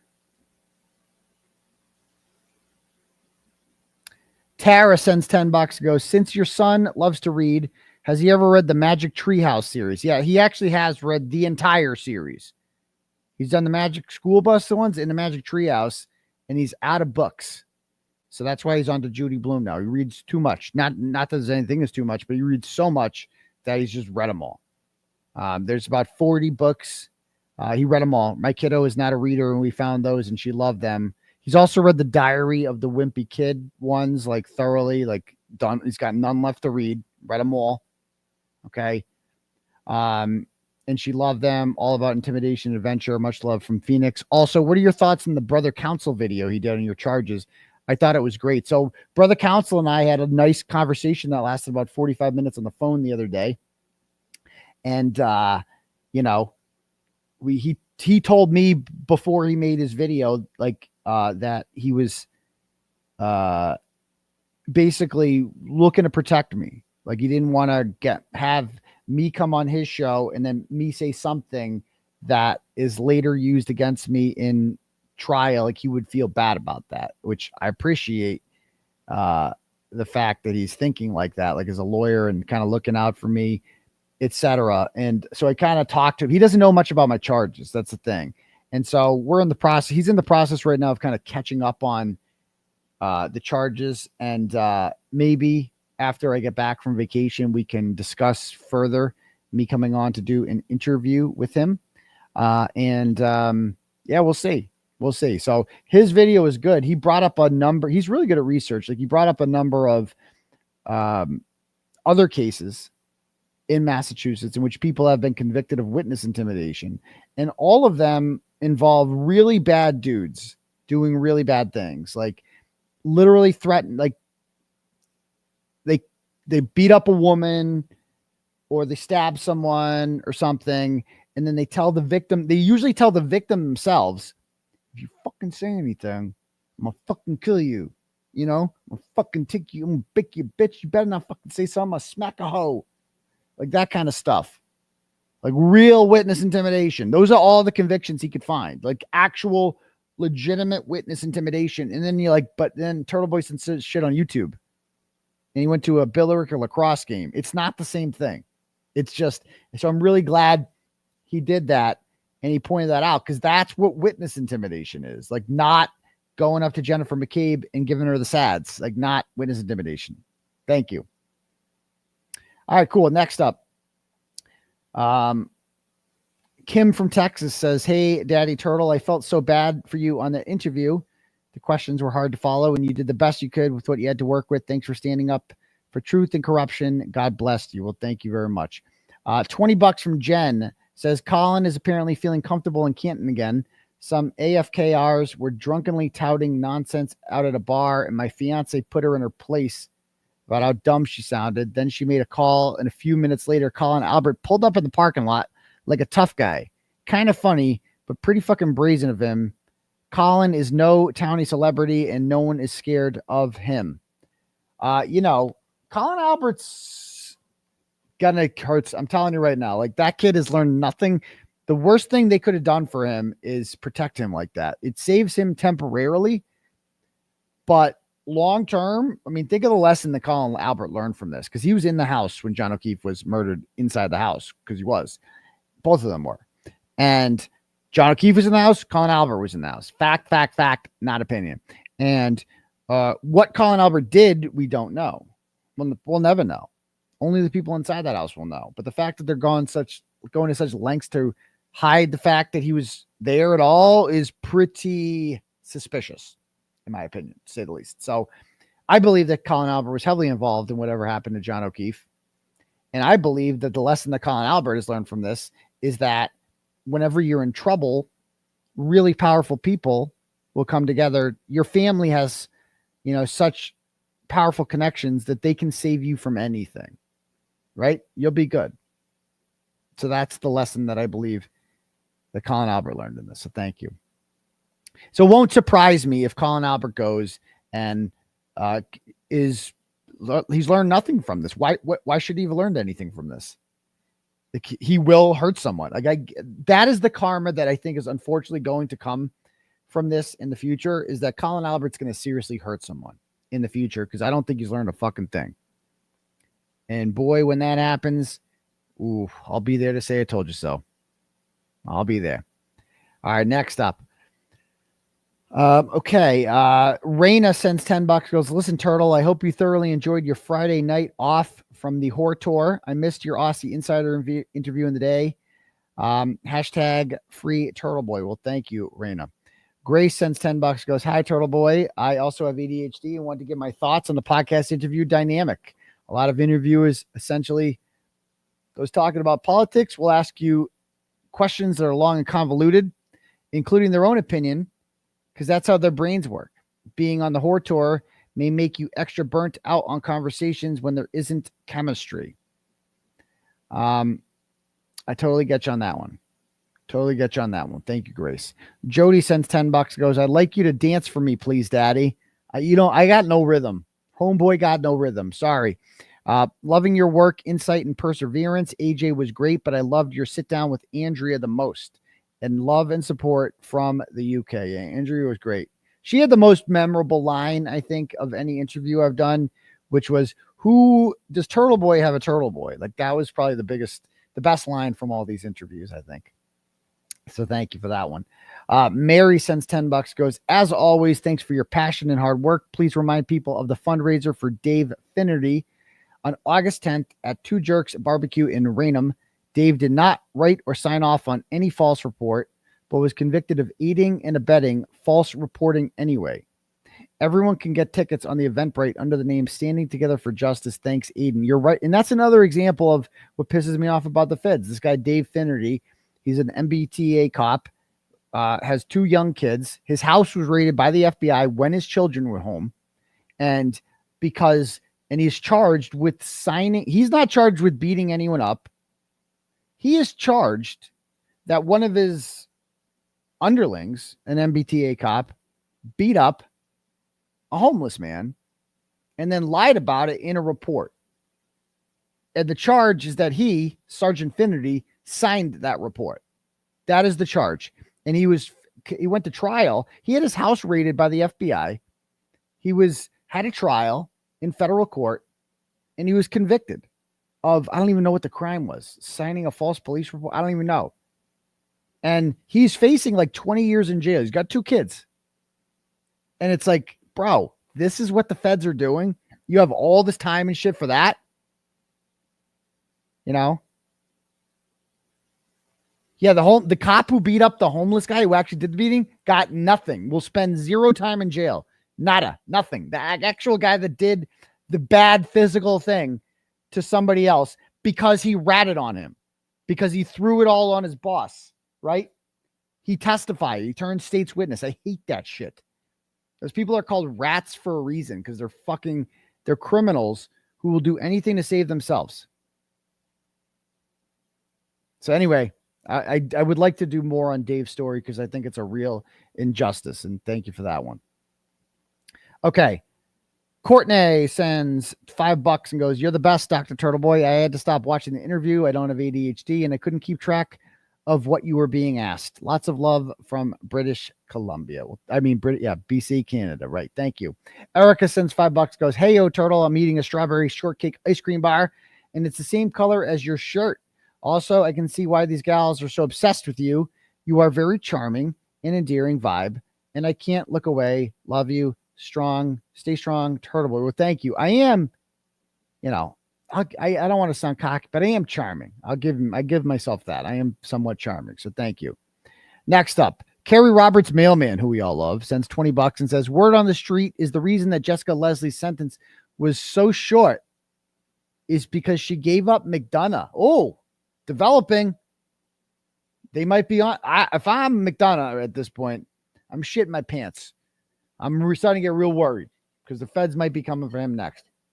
I mean, let's be honest. He's the guy, right? I mean, he's the guy they all want, not me. No one else. I know how the system works, okay? And I'm not saying that Turtle was infiltrated. I heard there's rumors that he's an informant. Listen, do I believe it? No. But I'm not going to take the risk. I'm not going to take the risk that Uri or Tully or say, give us McDonough, because let's face it, I'm the guy. I'm a former law enforcement guy. Trust me right now. There was something that was said a long time ago when I was coming up as a rookie. You can have Pablo Escobar. Okay. You can go up. Okay. Yeah. He's the guy. So let's be honest. He's the main target. So maybe they're finally going to get him. I don't know. If I was him, I'd be taking out my SIM cards and throwing him in the Gulf of Mexico. That's what I'd be doing right now, but I don't want to encourage him doing that. So, okay. Thank you. Yes. And Sean recently went on Grant's show. Oh, if you guys missed it, he's back. He's looking for a platform. He went on Grant's show, and Grant and him just had a jam session that everyone should listen to. Because it is fucking, imagine those two in a room. Grant's high and doing his normal thing, and then Sean's on there, and they have just, oh, dude. He went on Grant's show for like an hour or so, and they just had, it was everything you dreamed of and more. Like, it was amazing. You got to hear it. It's fucking wild. So thank you for that one. All right, next up. Maureen sends $15, goes, we're addicted to your whore tour, the good, the bad, and the cuss words. Let the good time tunes roll, man. While I'm here, our family would love for you all to try our Doman's horseradish, because when only the best will do, we bring the heat. Thanks for the plug, doctor. Carry on. Free the turtle. I've never even tried horseradish. I don't even know what horseradish is. The only time I've ever, when I hear the word horseradish, all I think of is that scene from The Wire where Naming Bryce is dead. 𝗬𝗍 is giving up he's taken all the murders, like all the bodies found. He's like, oh yeah, I did that one. So no one else has to go down. And he's taking life in prison with no parole. And he's like, they ask him, they go, it's like, he goes, yo, another pit sandwich and some tater salad. I'll take a couple more murders. And then they go, how do you want that? It goes, extra horseradish. I don't even know what horseradish is, but 𝗬𝗍 loves that shit, whatever it is. He eats it by the gallon. So I'm sure it's delicious. Thank you. Next up. Jason Good says, please play the duck video again. Also, here's $20 for pizza, so you don't have to steal a pizza again. Well, thank you very much. You know, I didn't steal the pizza. It wasn't stealing if it's uneaten. If the guy's not eating it, then it's fair game to eat. And I'm not, but I won't be doing that this time around because I'm with the kids. And so, you know, there will be no drunken nights in Provincetown this time around. So thank you for that one, Jason. Maybe I'll play the duck video at the end. All right, next up. Mango sends $25, goes, if the McAlberts weren't worried about Depetro, the world would have sent 𝗄𝗲𝗄𝗃, but they'll probably sent Brian Albert. The McAlberts weren't worried about Depetro. Right. I see what you're saying there. Thank you. John Barron's diseased taint linker sends $5 and goes, listen, Turtle, fuck these commenters. You should be more of a cunt to some people. Thank you for your YouTube presentation tonight. Well, thank you. I tried my best. Chris sends $100. Whew, thanks, Chris. Says, how about we talk about Brian Albert on the ABC interview, saying he already knew John was dead by the time the first responders showed up at his house, and he called it a murder. Was this a shot at someone out there? Free Turtleboy. No. He already knew he was dead. Is that what he says? We'll have to revisit that sometime. You know, you paid $100. Let me pull up that if I can find it real quick. Let's see, Brian Albert 2020.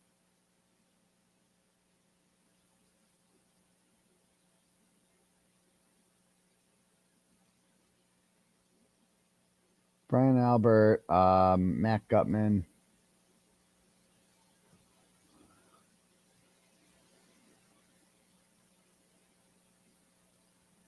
Yeah, I can't find it. I don't even know what to search. Nothing comes up on YouTube's really bad with like their search function. Like that should be the first thing. When I search Brian Albert, Matt Gutman on YouTube, logically, the first thing that should come up is Matt Gutman's interview of Brian Albert, but it's not. Like, I'll show you what happens when I Google that or when I search it. This is another thing that pees me off. Shitty search engines. Like, Google owns YouTube, right? Like, they should have the best search engine. And so, oh, actually, did I spell Gutman wrong? Is that the problem? So I see a Court TV link. I want the actual thing. I see this. Matt Gutman opens up with struggle about panic attacks. Nope. Brian Albert cross-examination. Nope. Statement release. Nope. Like, how is this not the first thing that comes up? That's it. I have a problem with that. So anyway, send it in if you got it. Okay. Next up, ABC took it down. Oh, interesting. Cool. All right. Next up. All right. So that's that. Let me read some cash apps here. And then I want to talk about this other thing.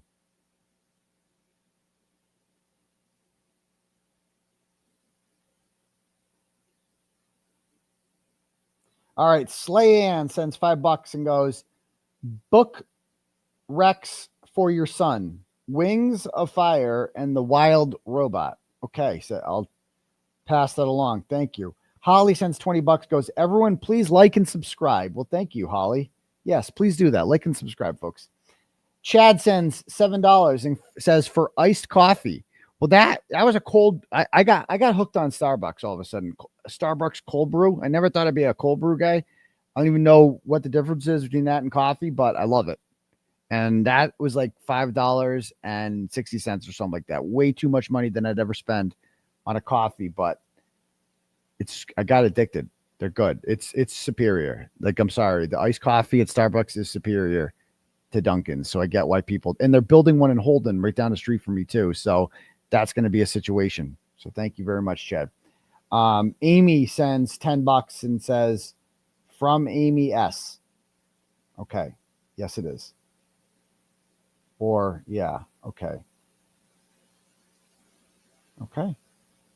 All right, cool. If anyone else wants to have their messages read out loud, the link to the turtle chat is on top, or you can cash at me at $Uncle_Turtleboy. Okay.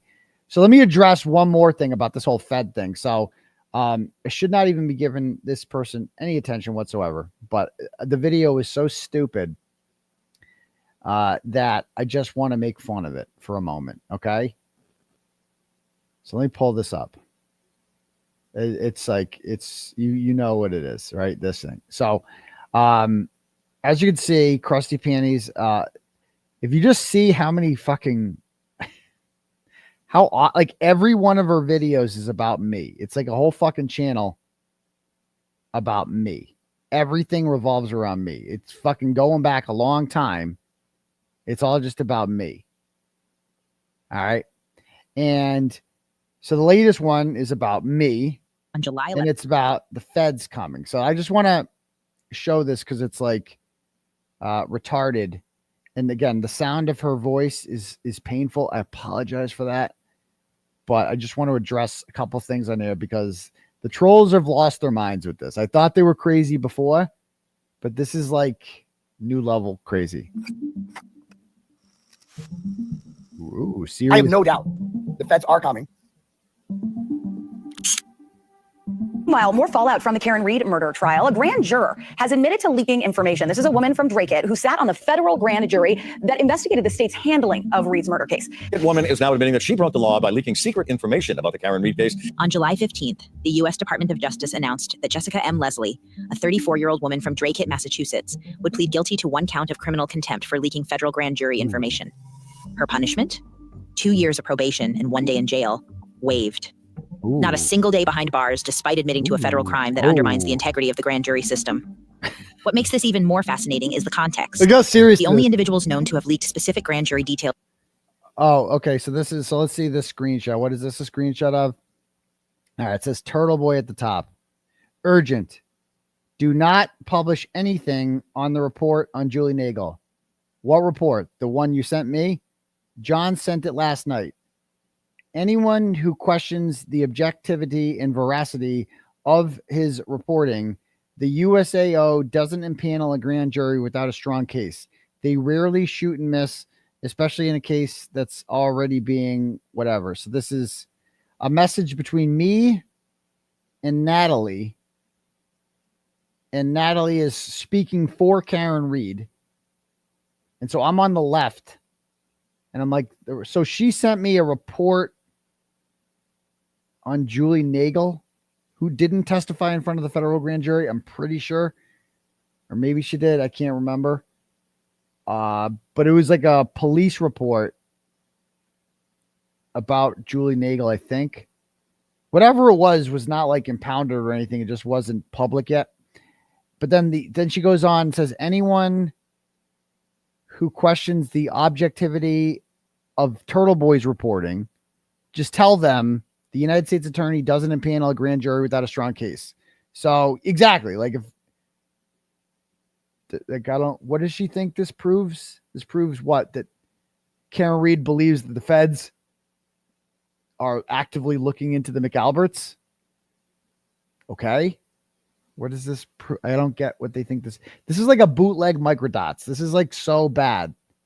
In the Karen Reed case, like witness names and testimony, are Aidan Kearney, aka Turtleboy, in public, and Aidan and Karen Reed. Fascinating is the context. The only individuals known to have leaked specific grand jury details in the Karen Reed case, like witness names and testimony, are Aidan Kearney, aka Turtleboy, in public, and Aidan and Karen Reed in private. So we've leaked the names of grand juries and their testimony. There's a big difference between saying who testified at the grand jury and what they said. We know who testified at the grand jury because they were seen in 𝗁𝗄𝗄𝗆 courthouse. That's the tell. We don't know what they said. And go look at my reporting. I've never testified that, oh, this is what Brian Albert said to the federal grand jury. I don't know what he said. I wish I knew. Jessica Leslie didn't tell me. I've never talked to her. So there's that. But go ahead. Into their own text messages. But there's just one issue with that. That was the story that they gave police. However, we know now that Caitlin Albert. How does this say February 17th, 2024? When I was in jail on February 17th, 2024. I mean, this is just retarded right away. February 17th, 2024. Oh, yeah, I remember that. I was in jail on February 17th, 2024. So I think I get the facts right. Seems like the facts aren't right here. I was in fucking jail for that. And so what is she said? What is this clip? Testify in public, and Aidan and Karen Reed. Like, bro, she spends so much time going through my old videos and clipping shit. Like, I would not be able to have the time to go back and find all this shit. I wouldn't. I don't have the fucking, and it's me. It's my life. I wouldn't be able to do it. I don't have the time for it. The crust does. The crust does. So listen to this. So this is what she always does. And again, this is relevant because this is where all my charges came from. My charges all came from selectively edited clips that Krusty sent to 𝗬𝗎𝗍𝗍 and Brian Tully and Ken Mello and John Fanning and Michael Proctor. It's all in writing. Private, according to their own text messages. But there's just one issue with that. That was the story that they gave police. However, we know now that Caitlin Albert testified in front of the federal grand jury, according to my sources at 𝗁𝗄𝗄𝗆 courthouse, who saw them go in there and testify in front of the grand jury over the summer. I believe it was around July. So my friends, listen to what I said there. Listen to the exact words I say. In there and testify in front of the grand jury, 𝗁𝗄𝗄𝗆 courthouse, who saw them go in there and testify in front of my sources at 𝗁𝗄𝗄𝗆 courthouse. My sources at 𝗁𝗄𝗄𝗆 courthouse, who saw them go in there, who saw them go in there, testify in front of the grand jury, and testify in front of the grand jury. So I have sources at 𝗁𝗄𝗄𝗆 courthouse who saw Caitlin Albert down there and saw her go into the grand jury room. I never said that they heard what she said, just that they saw her down there and saw them go in. And that's where it fucking ends. Do these people not hear the words that are coming out of my mouth? Are they that easily deceived? And this is what I mean. But all of my charges came from things I said on YouTube that were selectively edited by a person with a history of taking things that I said and adding this, the music, little background there. It's nefarious. There's background music. Ooh, got him. And again, I would not be giving Krusty any attention at all if she wasn't the primary source of the charges. If she wasn't the only, if John Fanning didn't testify that she's the only person who has sent us in any evidence we used, the only person. Over the summer, I believe it was around July. Leslie's charge fits into that pattern like a glove. What? Yet instead of the DOJ throwing the book at her, they handed her a cushion. Oh, yeah. Let's rewind. Kearney's digital devices, 6 phones and 2 laptops, were seized back in October. Hey, there's Hardman, by the way. That's Hardo at my house. There's me in the driveway. So my digital devices were seized from the house. 2023, as part of ongoing state-level witness intimidation cases. He spent the last 2 years trying to block police from searching them. Spent the last 2 years trying to block police from searching them. No, they searched my phone the second that they got them. We know that through Michelle Littlefield. They went through my phone, found my messages, and used those messages to fire someone. That's completely untrue. The only devices they haven't been inside of are old phones that were found in a fucking sock drawer that were like from years ago, which do not have data on them from April 1st, 2023 to October 1st, 2023, which is the only time period that the warrant allows them to search for content in. Like, they're old phones. They're from way before 2023. Therefore, if they get into those devices, they can't even use anything they find in there, and nothing in there would be useful because I didn't even know who Karen Reed was at the time I used those old phones. And it's like, but the music, oh, must be serious because the background music, ooh, real serious, real serious. That fight ended on May 30th, 2025, when a judge rejected nearly all of his privilege claims, except for attorney-client communications, and ordered his team to provide a list of search terms to filter out privileged material. His lawyer did so on June 2nd. Just 5 weeks later, on July... Yeah, exactly. We were like, fuck it, go ahead. If you want to go through my... I told Bradle this. I'm like, I don't give a fuck about the phones. Go ahead. Have a blast. You can't read attorney on the newer phones. Obviously, you can't. You've already read them all anyway, so what does it fucking matter? You just want the messages with Karen and her lawyers, which you've all read. So have a fucking blast. You read everything in there. Don't tell me you didn't. But I'm like, I don't give a fuck about the old phones. If they can find a way into those phones, they can't even read legally what's in there anyway because of the warrant, and there's nothing incriminating. And I told her that I don't want to spend a minute of my time arguing about this with them. You know what I mean? Like, I don't want to waste your time trying to prevent them from reading shit on an old phone, you know, that I don't give a fuck about, you know? Go ahead. Go on my old phones. I don't give a fuck. I don't even know if they're my phones. They could be my ex-wife's. 11th, the feds filed a criminal information in U.S. District Court. A telltale sign a plea deal was imminent. 4 days after that, Leslie waived her right to a grand jury indictment, pleaded guilty, and walked away with a sweetheart deal that doesn't even touch the low end of federal waived her right to a federal grand jury indictment. Maybe it's just not that serious. Maybe. Sentencing guidelines, which recommend 6 to 12 months for her offense level, even after point deductions. It hit the media and was quickly connected to the Karen Reed case. Connected to the Karen Reed case. Connected. What does that mean? Connected how? Because she's on the Karen Reed grand jury? Okay. So she leaked, again, we agree. She chatted up her girlfriends about the tea and told them, shh, don't tell anyone. As Hank says, shh, don't tell anyone. And guess what? They didn't. She never told me. No one told me. And after that came the backpedaling, the lies, the kind of reaction you would expect from someone who could very well end up charged with a federal crime. Aidan Kearney. The crimes. She's like, they really think Karen Reed's about to get another charge. Ooh, they're going to get her on conspiracy. No, there was a grand jury for that.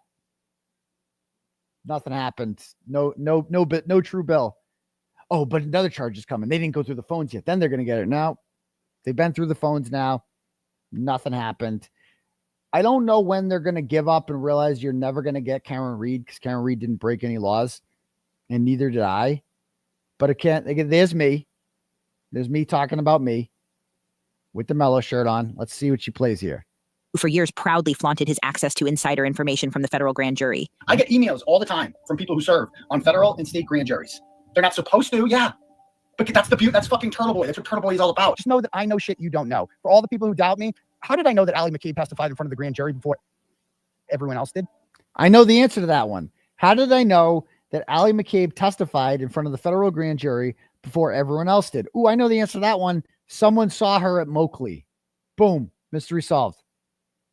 How did I know that she was down there in 𝗫𝗄𝗆 courthouse? How did I know the exact date that Colin Albert was down there? How did I know that? How did I know that Caitlin Albert and Brian Albert Jr. were down there? How did I know that Jen McCabe was with her daughter in the courthouse when they went down there? How did I know the names Adam 𝗵𝗵𝗆 and Joshua Levy? How did I know all of this? Well, I guess it must have come from Jessica Leslie then, right? She's the only person in the world who could tell me that. A woman I've never taught. Oh, the jig is up. There's only one person in the world who could have seen them down there. They cracked the case, ladies and gentlemen. Guys, how did I know all this? It's almost like I have sources. It's almost like I have people on the ground reporting back to me about what they're seeing in real life. So just know that when I say that the federal grand jury is not even close to being over, it is not even close to being over. They are gaslighting you. I am telling you as a 100% matter of fact that they're nowhere close to done. Is there another grand jury for the Albert McCabe and Proctor one? Yes, so there's two grand juries. There's the grand jury that indicted Karen Reed, and then there's the federal grand jury at 𝗏𝗏𝗄𝗃 Courthouse. And by the way, that video was dated November 18th, 2023. That was true. Proctor hadn't testified in front of the federal grand jury. He doesn't do that until February of 2024. That's when Proctor finally goes in there. Jen McCabe and several others got subpoenaed too. I saw what you did. I saw what you, first of all, the context of this is hilarious when you realize that just a couple days prior to this, he's under so much stress because his son Colin testified in front of the federal grand jury, I believe on July 14th or 13th, and this happened on July 16th. And then on July 18th, Colin was interviewed by the state police for the first time. July is when a lot of shit started going down. Suddenly, so because I knew Colin testified in front of the federal grand jury, because lots of people saw him down there, I guess the only person they cracked the case, ladies and gentlemen, it must be Jessica Leslie, whose phone they have, who, if she was messaging me, they would have it. Yet somehow I'm not in trouble at all. Okay. Began walking it all back.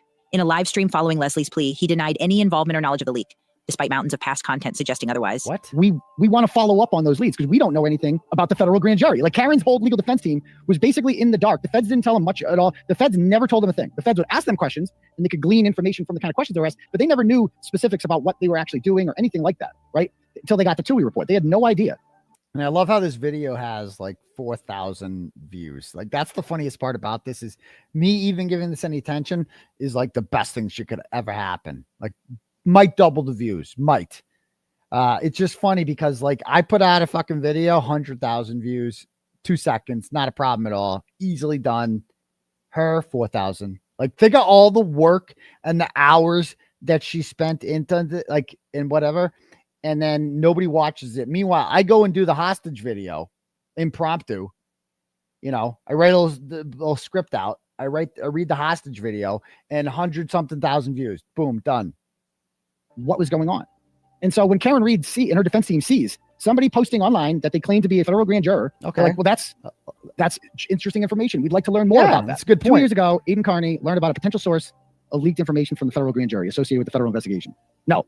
I saw a fucking comment, 𝗫𝗏, on a Facebook group. Oh, 𝗫𝗏. That's all. Oh, wait till you see 𝗫𝗏's Turtleboy's live video from July 2023 seems very relevant 2 years ago. No, dipshit 𝗫𝗏, it doesn't. Yeah. I know who she leaked to because I talked to the woman one of the many people she sent this information to about CDLs. Yes. You fucking retard. Yes. Oh my God. Yes. Give it to Stop him. with the internet detective shit. Yes. Just let daddy fucking report. Yeah, let That's him do what I it. fucking do. Get him. You're not a fucking reporter, Get him. 𝗫𝗏. You're not. Get You're him. some fucking idiot on Twitter. Yeah. You can't shut the fuck up. Get him. Okay? Just let daddy fucking handle this because this is what I fucking do. I couldn't say at the time. I speak to Karen Reed regularly. She's the one that's interested in reading this shit.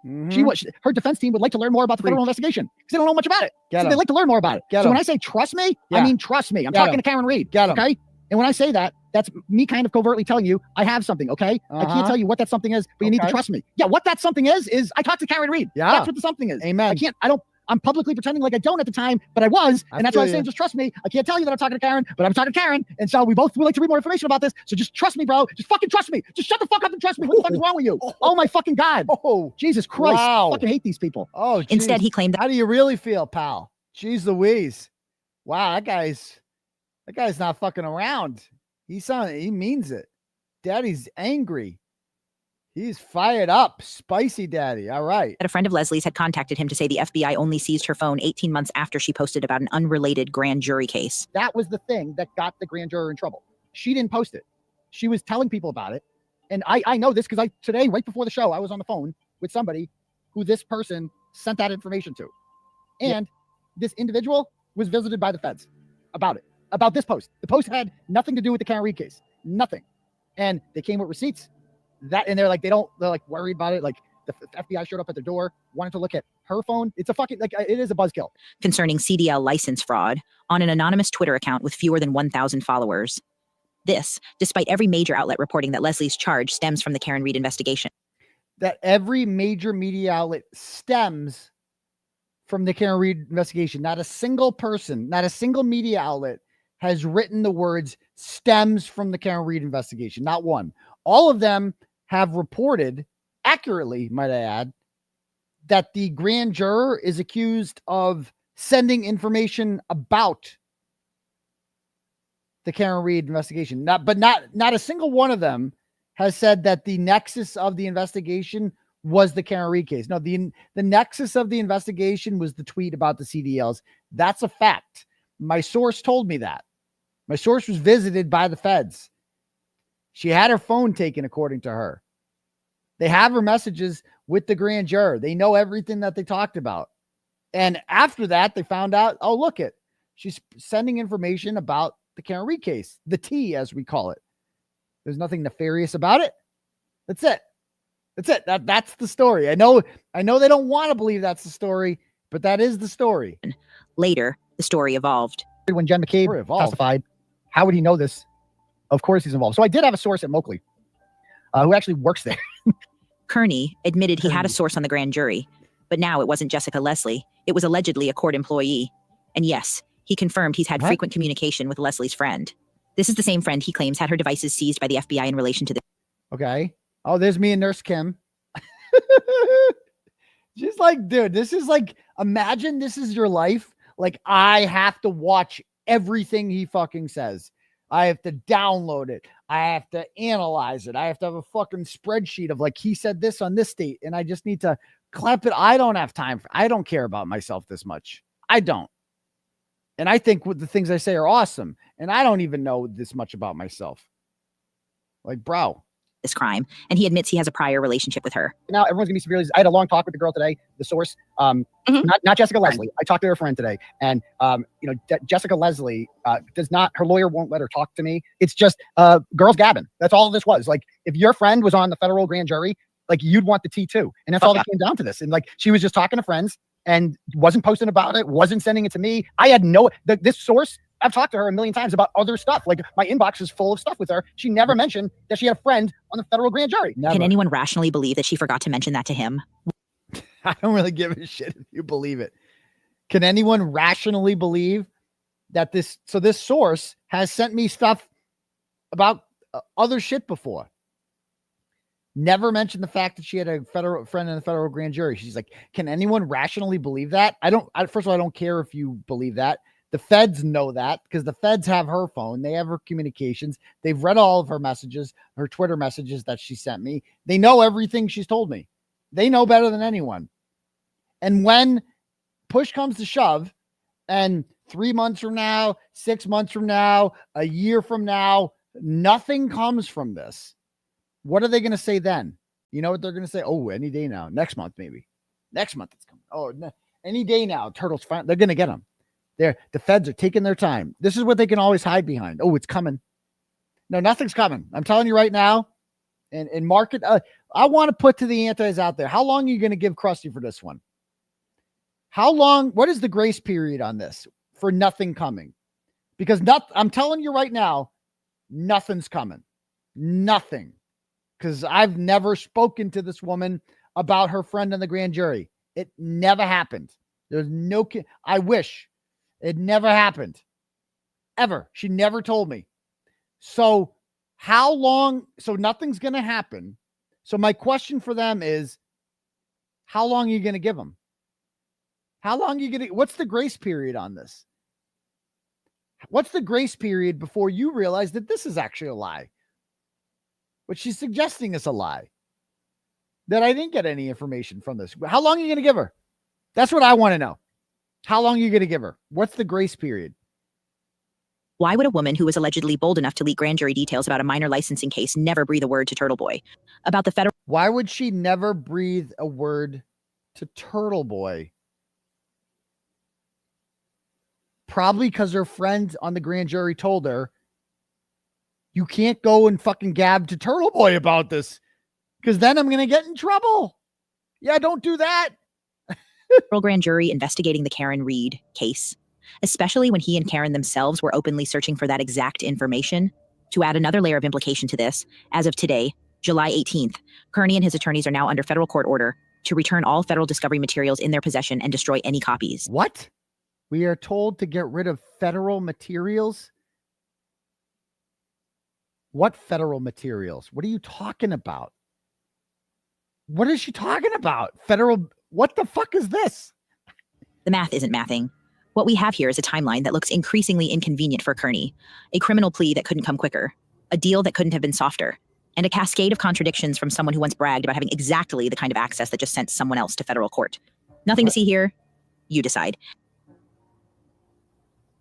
So that entire thing was like 12 minutes of, I have no evidence whatsoever, like literally no evidence whatsoever Turtleboy is involved in this, but here's a whole video that proves fucking nothing.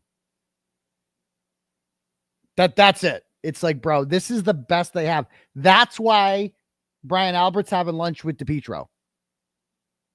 Because they can't have just her left. That's not gonna help. She got no credibility. At least John Depetro has a press pass. That's why she's having lunch with him. So there's that. All right, hold on. What's that? I'll be right back. Use the boys' room real quick. Hold on. Here. No, it was called feeding the ducks. Well, it is. That's what we're doing right now. We're feeding ducks. Come here, duckies. Eat it. Eat it. Chew it. Swallow it. Don't bite my finger. Ooh, be nice. Ooh, close one. Feeding the ducks. You like that, ducky? Take it. Take it, duck. You like that, duck? We're best friends, duck. You want more? Don't be greedy. Feeding the ducks. You're feeding the ducks. You're feeding the ducks. You're feeding the ducks. Who? Me? Feed the ducks?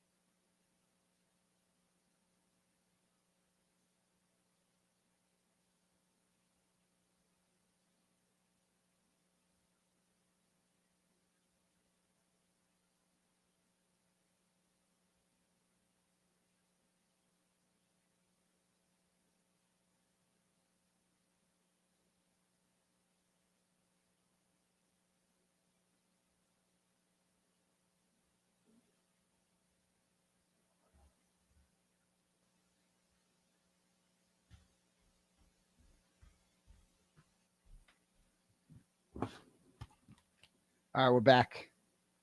We're back. So hold on. Homie, don't play that. Okay. All right. You know what I need to do again? A freestyle rap. A lot of people don't know. I'm used to make my bones being like a freestyle rapper. Every episode, how I used to make money, I would be lucky if I made $200 an episode, because I would basically say that if we can raise $200 in the donos, then I will do a freestyle rap. And I would have the rap. It was never a freestyle. It was pre-written. That was the joke. And I would rap. And have you guys ever seen like some of the, let me find the old freestyles. If you haven't seen these before, you're in for a treat. There was there was the Canton one. I forget if we've got like, okay. Let's see. Canton.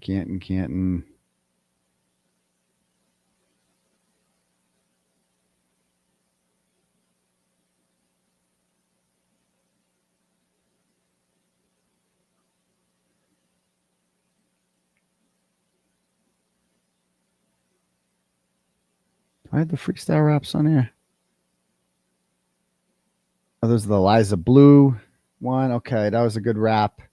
A freestyle. Let's see. The Krusty one is a good one. That was one of my finest ones. The Krusty freestyle rap one. Let me see if I can find that.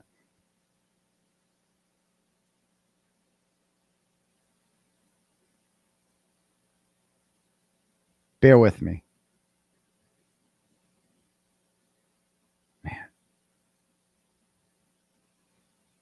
Oh, here it is. This is the Whack ass bitch by the name of 𝗫𝗄𝗄𝗆. Took so many roads she could fill a 2-liter. Bitch got no talent, that ain't what she about. That's why she had to use Turtleboy to get clout. DCF took the kids because of the abuse. Out here looking like a Caucasian moose.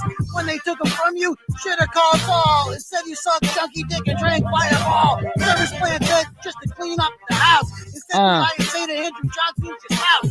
I'm a bad parent, thanks for the laugh. Cause I got all my kids and you just got half. Went to rehab, started pimping out Jade. Sure beats spending time with Hunter and Wayne. The whole backstory was not how you portrayed. Bob Barker should've took it as against me.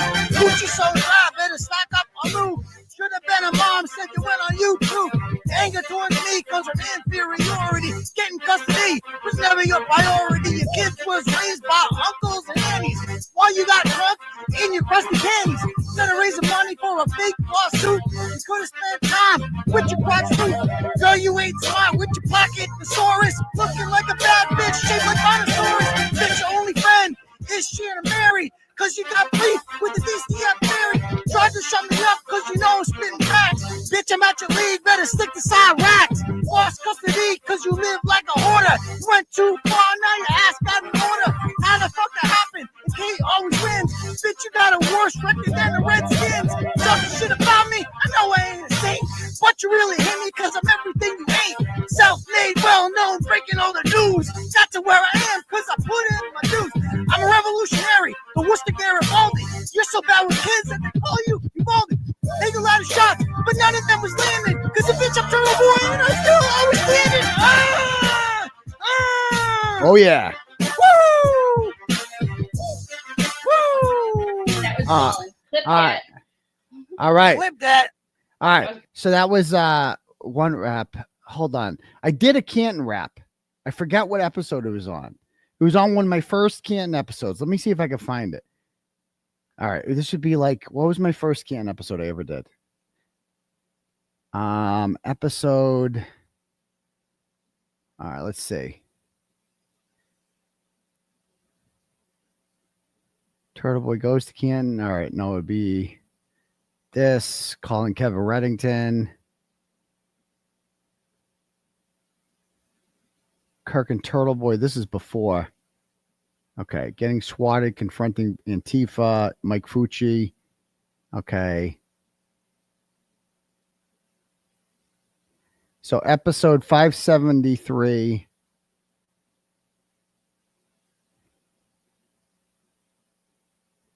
Where's episode? So we've lost like a bunch of episodes, I guess. Okay. 576. 574. All right, so episode 574. Let's see if it's on this one. Did I do a rap on this one? With Amanda. And hold on. Oh, I'm getting an inbox real quick. Hold on. I know Laura's going to message me with this real quick. It seemed like he was sad and wanted to ask my children in the middle of the night. All right. Play a game. Hold on. People on Twitter, now just retweet them. It's like it's happening. Them. My interactions with that one. I'm sure Laura will send it to me in a second. Hold on. In the private chat. Let's see. I think she's going to send it to me. I don't see the private chat. Oh, she just sent it. Hold on. I think this is it. Okay. So this is the Canton cover-up roast. I haven't watched this one in a while. Here we go. She just sent it to me. All right, here we go. Thank you. Laura, you're dull. Time for some new shit. Take a little trip to Canton, Massachusetts. Body of Dono keep playing on the ground. House full of people, but no one heard a sound. Cops solved the case at record speed. All the fingerprints was at Kearney. No one got questions. No one had the shit. Audio sucks. That she's a crazy bitch. Lacking it. The cops said they got her. Put her in club charge with manslaughter. All these family bitches, they was mad petty. When they saw the filing from David Nanetti, Norfolk DA making up excuses. They don't want the public to know what the truth is. Hillary is a winner like Tom Brady. Everyone in the house acting all shady. Ryan Albert is a piece of shit. Never seen a crime that the dude won't commit. Married to a lady who goes by Nicole. Keep a fucking mouth shut is her only role. Quarterback of the cover-up. Got the feelings dead, started. Young Miss Crazy, just look at her eyes. And Matt McCabe knows that she goes with other guys. Her cuck husband knows that she a hoe. Bitches Googling how long to die is snow. Plan was to bury him when the snow was falling. They would do anything to protect Colin. Karen found his body, you could tell it's doctor. Then they made the call to the buddy Mike Proctor. Got there in minutes, cause he lived in Canton. Probably not his first time evidence Clinton. Chris Albert didn't want the blog written. Turtleboy dropped the bombs like the Battle of Britain. Bitch, I ain't the kind of guy you can strong arm. Now get in the kitchen, make me a chicken parm. Had to move the body, quick big hustle. Ryan Higgins was there for the muscle. When Karen Reed got indebted, they knew to think. Holla at your boy, Sergeant Length. Albert's break the law with impunity. 𝗵𝗫𝗀𝗃 says that they pillars of the community. Too much DNA left indoors. Call up your boy Nick, you get new force. Worked for a while, but you finally got caught. I'm gonna make t-shirts with your mug shot. All these whack bitches thought Karen's going down, but justice coming through because the turtle came to town. Come on! Oh yeah, all right. So that wasn't as good as the Krusty Panties one. I need to do it. That's the last freestyle rap I did. I need to redeem myself. So I think definitely we need to have another freestyle rap in the future. I don't know when that'll be because they're not really freestyles, but I need a better beat. I mean, the murder is a case that they gave me was an appropriate, beat to that, but I like the DMX one more. So we'll do another one. All right, cool. All right, let me read some turtle chats here. See what we got. If it's any more, some conversation starters here.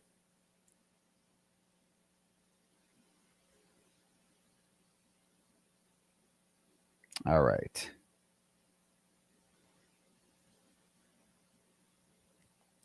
All right. Elizabeth sends $50 and goes, when you were giving an interview the other morning, you said, hold on, someone is in my driveway. I was like, wait, no, those were Dan Markel's last words. Is it really? Were those really his last words? Is it Sigfredo? I'm loving my new favorite journalist. Did I say that the other day in an interview? There's someone in my driveway. I think they were just the landscaping guys. I think they were. I'm not sure. Sometimes people pull my driveway. I don't know who they are. I just rent. It's not my house. So thank you. Next up, John Barron's. No, I read the one. Amy sends $5, goes, listen, Turtle, my birthday is coming up and a prison turtle t-shirt is at the top of my wish list. Where can I buy one? I don't see them in your merch store. Do we not have them in the merch store? Well, I'll talk to Laura and see if we can fix that. But we had some issues with the merch store. It got shut down. We had to start from scratch again. It was a big nightmare. Do the Janetti one. If anybody has my greatest freestyle raps, send them to me. Maybe Laura's got more of those I can send. If you think any of them are worth playing. I think she did. She put together a compilation of like all my freestyles. I'll play some of those. I had better ones than that. So thank you very much. And then she goes, also in lieu of gifts this year, I'm asking all my family and friends to donate to the Turtle Fund. Free Daddy. Well, thank you, Amy. That's very kind of you. Potato Famine Face says $10 and goes 43 days till football. Go Irish, free turtle. Yeah. We'll see how the Irish are this year. We'll see. Hopefully this is the start of something. It wasn't a 1-year thing. We'll find out. We'll find out if they got what it takes. I don't know. Find out. And yeah, that comment, I'll never get over the face of generational Irish poverty. I can't with that one. That's too funny. Elizabeth sends $10, goes, was watching a true crime and the deranged woman from Dallas stabbed her 2 little boys to death. Well, that's a downer. While trying to profess her innocence, she said, I'm just a normal mom. I almost choked. Okay, that's funny. Free Turtleboy. Liz 88 from Norfolk County. Well, thank you, Elizabeth. Gina sends $20 and goes, you mentioned the 𝗬𝗏𝗃 case. I watched and it broke my heart all around. Did you watch? And if so, thoughts? I have not watched the entire thing, but I'm definitely going to be doing a deep dive on that. I need to sit down and get all the testimony and the highlights of it and just do a whole stream on it because it deserves, especially because it's going to be retried. And they seem hell bent on putting this kid in jail. And I just don't think that is a productive use of the state of Connecticut's time. I don't think so. So thank you. And we'll talk more about that.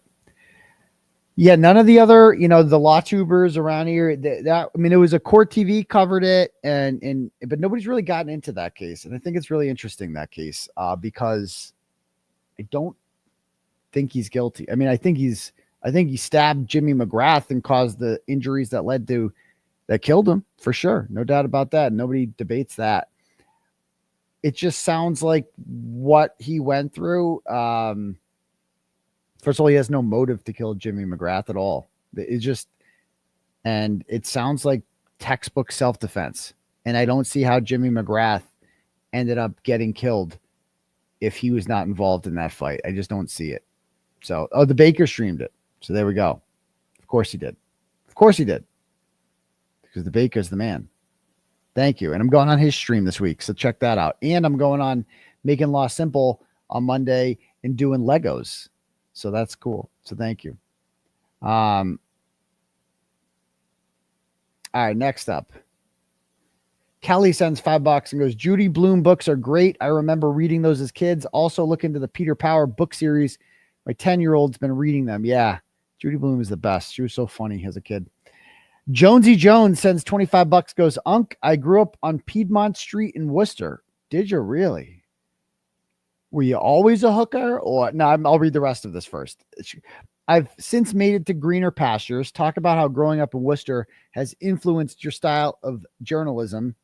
If it has at all, I see you as a relentless fighter for the truth, someone that speaks your mind. It's refreshing, and I can't help but think growing up in Worcester has helped shape this mentality. Yeah, it certainly has. Growing up in Worcester made me a little more rugged and rough around the edges. Because if you guys don't know about Worcester, it's not like the worst place on earth or anything like that. It's like go to Worcester, they're gonna get shot or gang. It's like, but it's rugged, especially growing up in the public schools in Worcester is different from like going to St. Peter Marion. It's just, you're gonna grow up different than if you went to the Catholic schools and grew up in Worcester.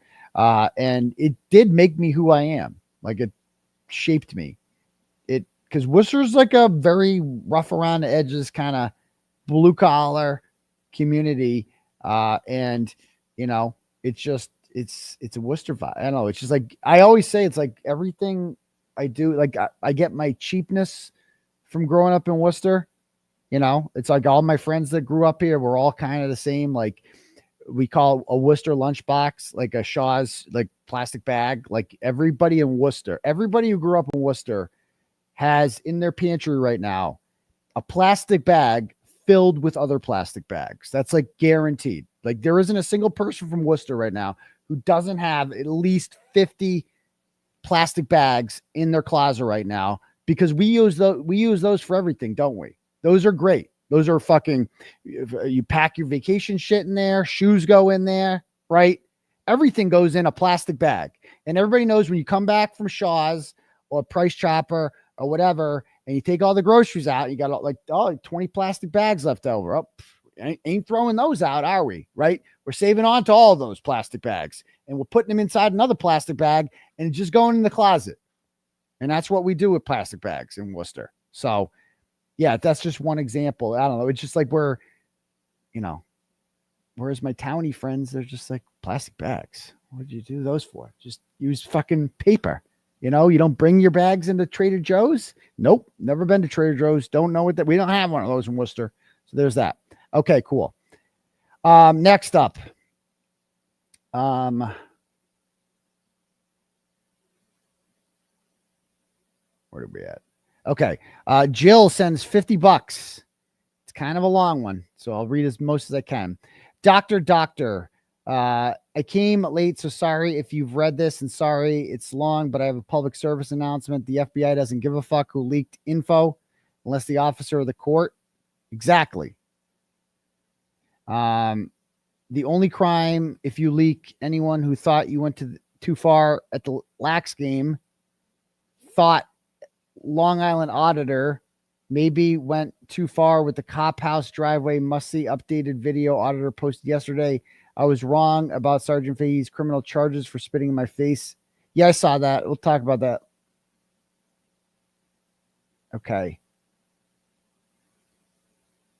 So just kind of goes on and on and on. So can't read the whole thing. So thank you, Jill. I appreciate the donos. And yeah, check out the, I'm going to talk to him this week and see if we can set up a collab. We'll see. Thank you. All right. Next up, Sue sends $25 and goes, any chance you can change the time of your show? It's 4 a.m. in the UK and you are really starting to fuck my Sundays up. You can always just watch it on repeat the next day, Sue. Just 9's a good time for me because the kids are going down around that time, you know? So it's just a good time for me. Maybe I could go earlier though. I don't know. Lee sends $10. Lee from Plainville and says, more sad corruption. Poor Kelsey Fitzsimmons. The FBI needs to clean house with these evil humans. So I'm not going to be commenting about the Kelsey Fitzsimmons case ever because my lawyer is representing Kelly Fitzsimmons and it's just a conflict. So to be perfectly honest with you, I will never comment on that. If I have strong opinions one way or another, you won't hear them because it's just a conflict kind of, you know what I mean? Like, I suppose I would if it was something that really elicited strong opinions. Kelsey Fitzsimmons is the North Andover cop who has been, I don't know if she's been charged or what. She was shot because she allegedly pointed a gun at other officers who came to her house to issue a restraining order. There's a kid involved. There's some severe, not Lindsay Clancy thing, but like the postpartum thing is involved there. I don't know all the details. And quite frankly, if I look into that case and I develop an opinion that Kelsey Fitzsimmons is at fault, right? Then I got a situation here because I'm like undermining my lawyer. You know what I mean? And I hate to say it, but it is a conflict. Like it's like, so I can't have a strong opinion on that. And I'm also just not going to blindly defend Kelsey Fitzsimmons because my lawyer represents her. So I'm not going to automatically take Kelsey's side because my lawyer defends her. I'm also not going to take the opposite point of view, right? Because I don't want to undermine my lawyer. So I'm kind of in a tough position here. You know what I mean? I'm kind of in a tough position with that case because Tim Bradel represents her. And, you know, like, oh, she didn't put, again, if I got it, this is why I'm not fucking with this. If she didn't point the gun to the cops. I got it wrong. Okay. I'll let Melanie cover that case. I'll let Melanie cover that case because I don't, and it's also a reason why I haven't really gotten too much into the Frazier Bone. Is that how you say his last name? The guy who Jackson is representing, the kid from Malibu, who AJ is representing, because I don't want to do this thing where I automatically side with the defendants of my lawyers that I like. You know what I mean? Because then you're like, well, it's just, I'm biased. I always want to have AJ's back and I always want to have Bradel's back. But that makes me biased, doesn't it? Right? See what I'm saying? So like to be, my whole thing is I'm unbiased and I cannot not have bias when it comes to those cases because my bias is to want to help Tim Bradel. My bias is to want to back up Tim Bradel.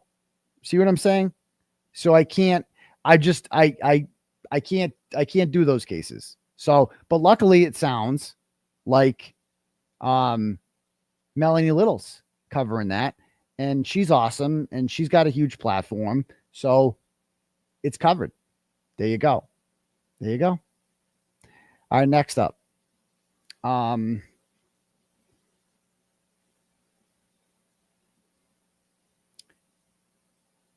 Paula sends $10, goes, do you remember Kevin Harkins from Worcester that was murdered because he was a witness in a trial in 1994? Body was never found. I do vaguely remember that. Was that the story out of the bar on Chandler Street? I totally forget.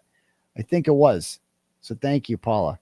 I'll have to look into that. Peter sends $25 and goes, g'day, Dr. Love, your work and your professional I love your work. G'day, doctor. Love your work and professionalism in journalism. Some news from down under in Australia. We just had a huge murder case.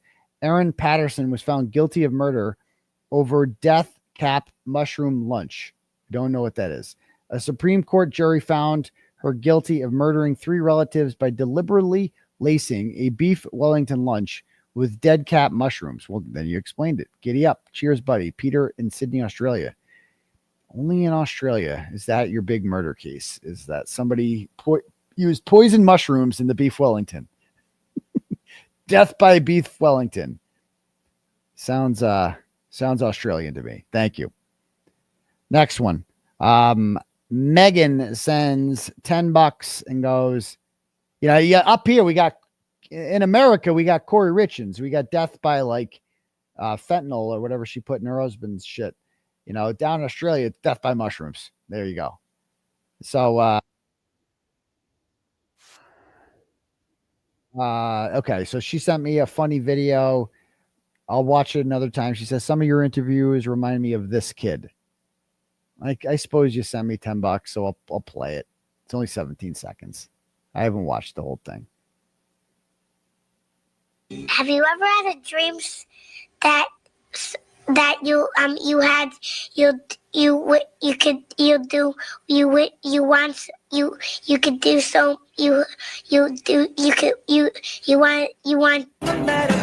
the fuck are you talking about? Okay, so yeah, that's not fair.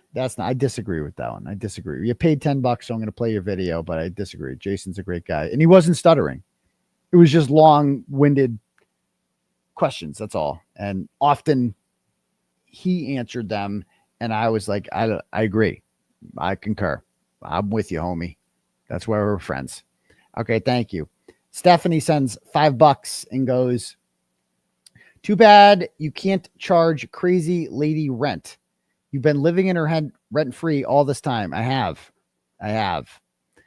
Karina sends $10, goes, I would love for you to tell my husband, John, that I love him the whole world over, and I can't wait to see Oasis with him next week. I love all you do, Dr. Turtleboy, and I'm looking forward to seeing you at the stream with Melon Little. Isn't that amazing? Stuff like that gives me hope. When people are like married forever and they're still like madly in love, and it's like they just can't get enough of each other. Even though they're married, that's a beautiful thing. That's marriage. It's a beautiful thing, for some people. For others, didn't work out so well, right? But for some people, it's a beautiful thing, and I love to see it. So that's really nice. Thank you. Next up, Lisa sends $10, goes, you are yes, you are charming. We love you. I laughed so much watching you with Auntie Deb and Nurse Kim. I can't wait for Melanie. Free Turtle Boy. Well, thank you, Lisa. I'm also looking forward to that tomorrow. Laura sends $5, goes, I have ADHD2, ADHD2, or ADHA. I usually have a very polite look on my face when people talk illogical. Inside my head, I'm saying, what are you talking about? Is this person stupid? And please shut the fuck up before I'm rude. I wasn't thinking any of those things, but I definitely have ADHD, so thank you. Sue sends $10, goes, I have to stay awake so I can speak to you. 5 a.m. now. Anyway, do you remember those t-shirts from the 90s that changed color with body temperature? Your top looks like that on video. I don't remember that, but that's interesting. Thank you. Kristen sends $10 and goes, the Raoul Valley trial should be called the I Don't Recall trial, and magically each kid only had 2 beers at the party trial. It's so true. They all said that. I appreciate you diving into this case. This ain't right. Yeah. Face on Teal. Yeah. Face on Teal was like the least sympathetic stabbing victim ever. They all were. Ryan Hines, like they're all the least sympathetic bro. Like you're like, oh yeah, you guys are all just douchebags. Okay. I got it. So thank you. Mr. Ed Sullivan sends $5, goes, your best rap is when that guy fucked a horse in Norfolk County. Oh, I forgot about that. In the town in Norfolk, he fucked a horse, the horse fucker. Whatever happened to the horse fucker? I think I have a whole thing here with like my greatest raps. Let me see here.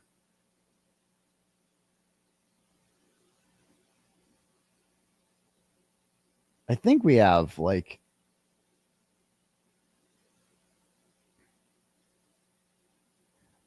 do we have maybe it's a playlist? Let's see. I know I have a play. I don't know how my own YouTube channel works. So we have playlists here. Impromptu lives. Okay. Shorts. Turtleboy shorts. Turtleboy court. Liked videos.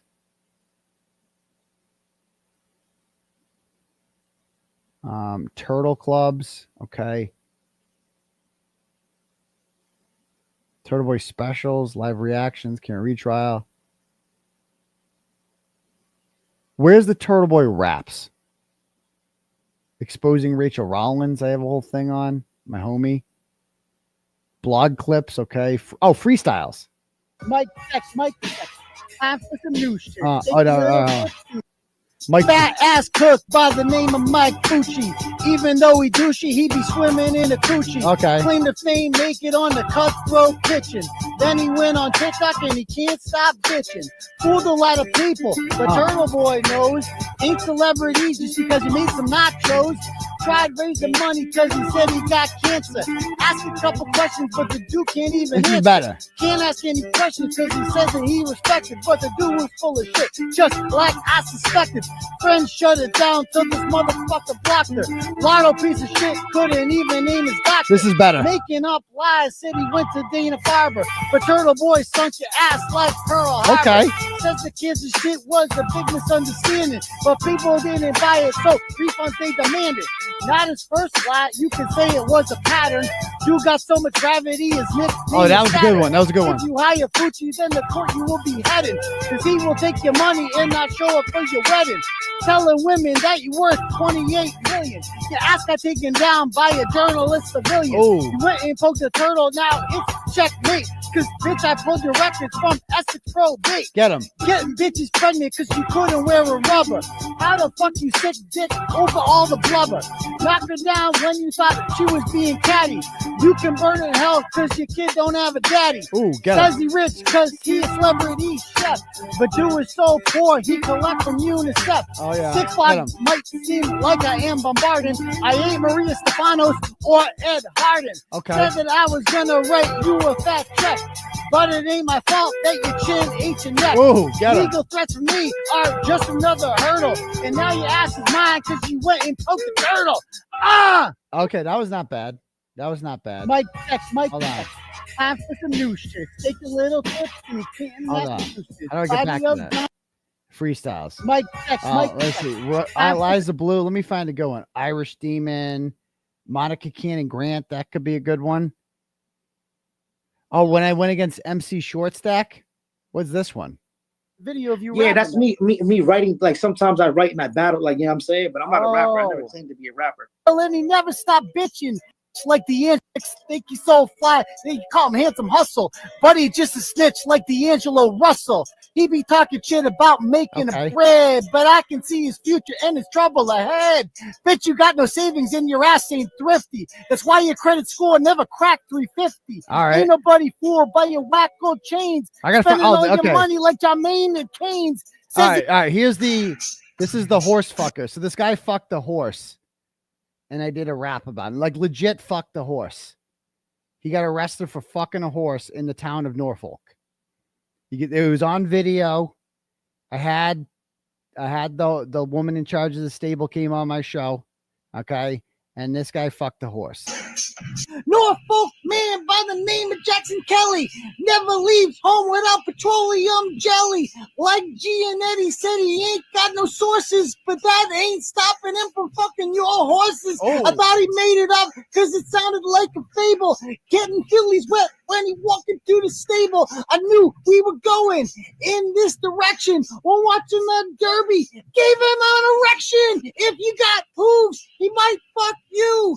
Pornhub search for Seattle Slew. You might be hot and got a nice booty, but you'll never make him hard like Black Beauty. Something was wrong with his hormones. This is the Beastie Boys. Taking it to Man of War and Smarty Jones. Rhyming and sneaking stealing. up behind a mare for a little straddle. He don't got a rubber, but he did bring a saddle. Oh. You ain't never gonna be his Valentine.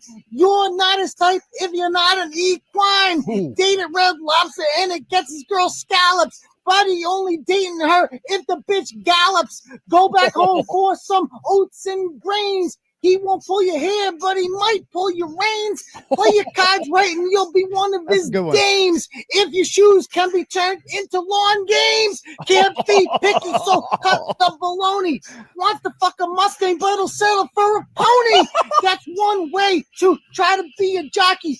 Eats the horse out like chicken teriyaki. He got different hoes in different towns. Bitches in Kentucky and it's Suffolk Downs. If you fuck a horse, the blog's mandatory. Try to stick to humans is the moral of the story. All right, that's a good one. That's a pretty good one. Oh, and we got Mike Giannetti rap battles. Oh, this is a good one. You interrupted the freestyle, you fucking asshole. What's your problem? Don't ever interrupt my freestyle, Giannetti.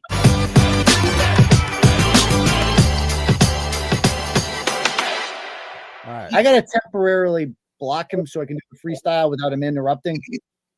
Right? I mean, he'll just ruin it. So let me just real quick. How can I block him? I don't know if the horse liked it. I don't want to block him for too long. Let's see. Can I mute? That was a good one. That was Tree School can ignoring his messages because we got to do the freestyle. All right, let's do this. Boy. Oh, yeah, Karen's on the Braintree School Committee, blowing shit up like Oklahoma City. 10 people shot dead out in Boulder. Surprised he didn't get his gun from Eric Holder. All your fake outrage is Shakespearean. Assumed he was white, but his ass was Syrian. Liberal nut job, 𝗪𝗏𝗄𝗄. She is Braintree's official dumpster fire. She got a friend who couldn't be whiter, should be working day shift at the lamplighter. Say they want gun control, but it's all a stunt. Bitch, you ain't compassionate, you just a cunt. Whack ass bitch by the name of Jimmy. This dude sees a dick and he says gimme.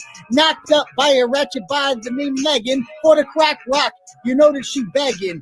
Give this trick a cat and it came back neglected. But they from Quincy, what the fuck you expected? Short brush brother, look like McLovin, acting like white bread that got put in the oven. Goes to Applebee's for special occasions. Mom don't like the blacks, but she really hates Asians. Mansfield teacher, this bitch is a joke. Black lives matter as long as they woke.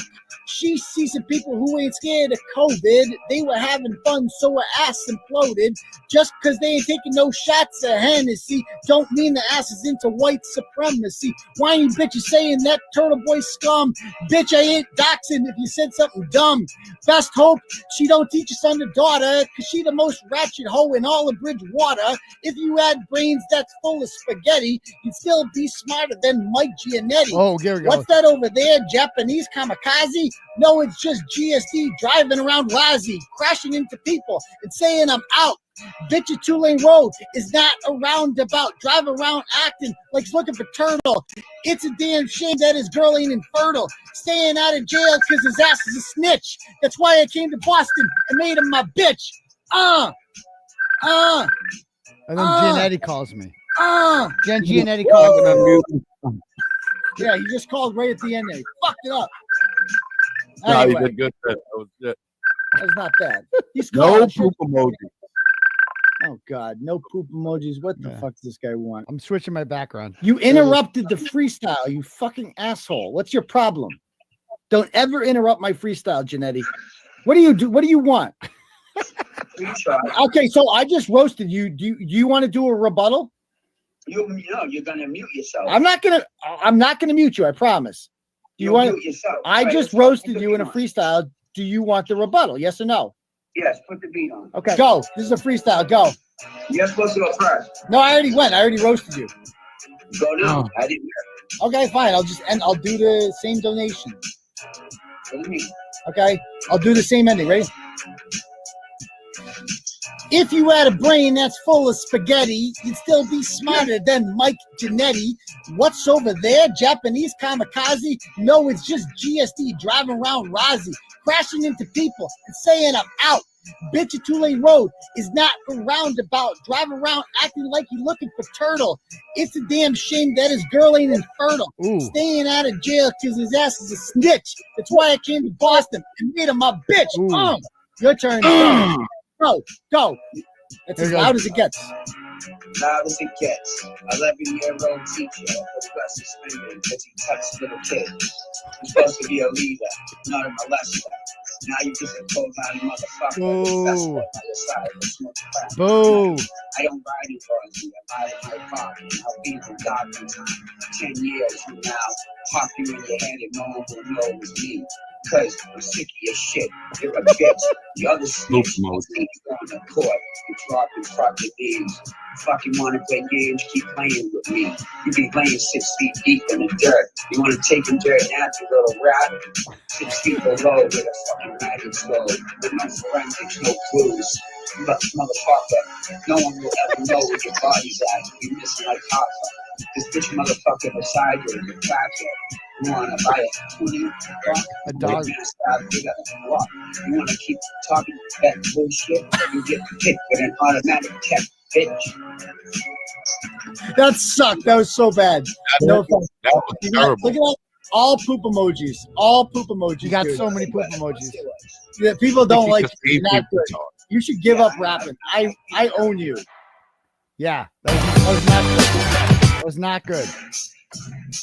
So yeah, that was the let me see if I can find another one. Hold on. Oh, then I got whole ones of like the ultimate Turtleboy freestyles, like collections of them. Dude, is there any other good ones? Let's see. That I need to hear. The Mike Giannetti ones, ultimate freestyles. How many of these fucking do I have? Holy shit. June of 2020. Oh, it's like month by month. What's this one? How about this one? Okay, let's do it. You can freestyle? Yeah, I'm like the best.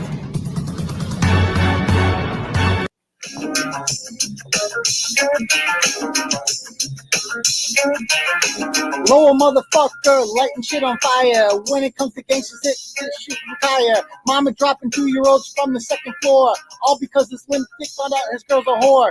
If you dump this motherfucker, better make it gentle. You might hurt his feelings and the dude gets sentimental. Texting up his friend, even though he hurt her.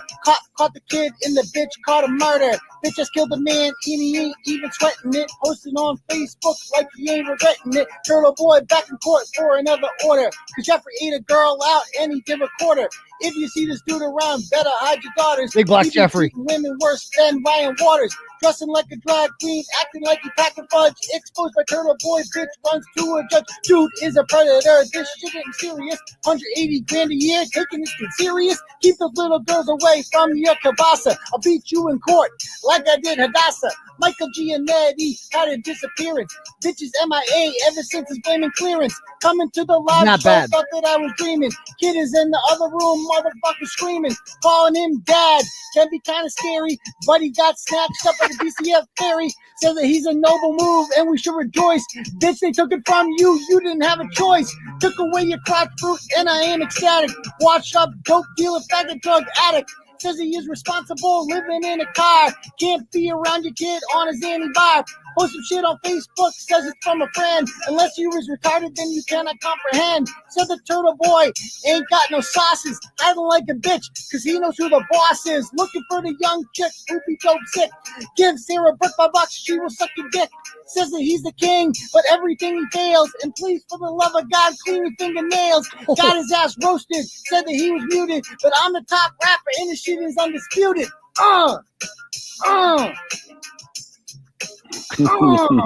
Good job. All right. Look at all them fire emojis. Dude, look at all this fire Got emojis. sauces. Fire, My fire. sauces is the best, son. Got that hot sauce, son. All right. Yeah. So the good old day. I need to bring the rap back. I definitely agree with you. And this is my old background. This is like back in the old days. All right. What else? All right. A couple more turtle chats here. I agree though. That horse. Thank you, Ed Sullivan, for that turtle chat, because I'm glad we listened to the horse fucker rap. That was a good one. Kevin sends $5 and goes, "What's up with that Dag Nabbit bitch, dude? She's on some shit, man. I don't know what Dara's problem is, but she's like this stubborn Irish lady who's like just afraid to. She's calling out 𝗏𝗏𝗺 now. Like she writes this whole. So 𝗏𝗏𝗺 says, tweets out, it's very common for defendants who negotiate with the U.S. attorney to quickly plead guilty on an information by waiving indictment. It happens all the time. It means very little. It is not common for defendants who are cooperating with the government in the hopes of gaining leniency to receive a pre-negotiated sentence on an immediate plea agreement with the U.S. attorney. So basically he's saying all this shit that they're saying, there's rumors about, they're just woman's flipping on Turtleboy. It's like, that would be that does not happen. But of course, attorney Dara writes this long thing because she has to be right. And it just goes on. Aidan criminal defense, Mark 𝗏𝗏𝗺 claims it's rare for the defendant. Okay, blah, blah, blah. And then, but that didn't happen here. She got a sweet deal up front, leading 𝗏𝗏𝗺 to infer that the whole case is a nothing burger. That's certainly possible. She should have stopped there. But it's important to remember that under any possible scenario, Leslie is a bit player in the drama. She's not your typical cooperating witness or confidential informant. She's not a capo in a mafia family. She's not an executive healthcare. Okay. No, Leslie's just a randomly chosen private citizen with no criminal record, blah, blah, blah. She squawked yes. Who is getting the leaked info? Yeah, I know. Her girlfriends. Mystery solved. Maybe it's a nothing burger, but if so, she got a light sentence for someone who had nothing important to proffer to the government. Oh my God. It just goes on and on and on and basically says like 𝗏𝗏𝗺 is wrong. I love the lawyers on Twitter. I really do. But full disclosure should have prompted 𝗏𝗏𝗺 to note in his post that he represents Aidan Kearney in a criminal case. Oh yeah, really? Oh wow. Yeah. Nobody knew that 𝗏𝗏𝗺 represents me. Good comment there. And so all I said to her, yeah, the other day you went full Krusty. Today you've gone full 𝗏𝗏𝗺. Like this post is indistinguishable from a 𝗏𝗏𝗺 post. Like you could not tell the difference. So anyway, what? Oh, okay. Oh, your boy. worst fear is going to happen. Oh, that is my promise to you. And there's nothing you can do about it. You think you're going to get away with this. It's over. It's over. Jail for a long time. Going to federal prison. Can't be in Gen Pop life is going to suck. Kids are going to grow up without a dad. And I just want you to know that. That is a horrible, sad fucking thing. And you deserve it. You deserve it. I want you to let that sink in. I want you to really think about that. And tell you what, these people are obsessed, dude. Kim Fair is a strong, no. In the level of obsession with Turtleboy, number one, obviously Krusty. No one's that obsessed. And then there's some other strong ones. I mean, Mike Gaffney's a big one. That mofo is obsessed. Kimberly Fair, very strong one. Obsessed. Who else is on? I mean, I could go down the line of like just people whose lives revolve around me. Julie Carpenter's a riser, but I think she'll fade away soon enough because she doesn't have like the long-term obsession with me. I didn't write a blog about her 10 years ago that they haven't gotten over. Some of them, I don't even know. But yeah. Anyway, so that's that turtle chat. Next up. Louise sends $5 and goes, I'm pretty new here, but here you talk G about fake baby. Have you heard of the pregnancy faker from Arizona, Laura Owens, indicted on 7 felonies? Her crazy goes back 10 years. Yeah, I get that comparison a lot with Lindsay Gattani to Laura Owens. So thank you for that one. Annette sends $200. Jeez, Annette, thanks. She says, Turtle, I started watching you on a police shooting you did where NBC cut the screen on top so you couldn't see the girl about to 𝗵𝗵𝗵𝗺. I was dying when AV asked you what your favorite part of the trial was. Keep fighting. We got you. Net woman. The NBC cut the screen on top so you couldn't see the girl about to 𝗵𝗵𝗵𝗺. I don't even know what you're talking about, but thank you. I appreciate that, Annette. Appreciate the $200. Thanks.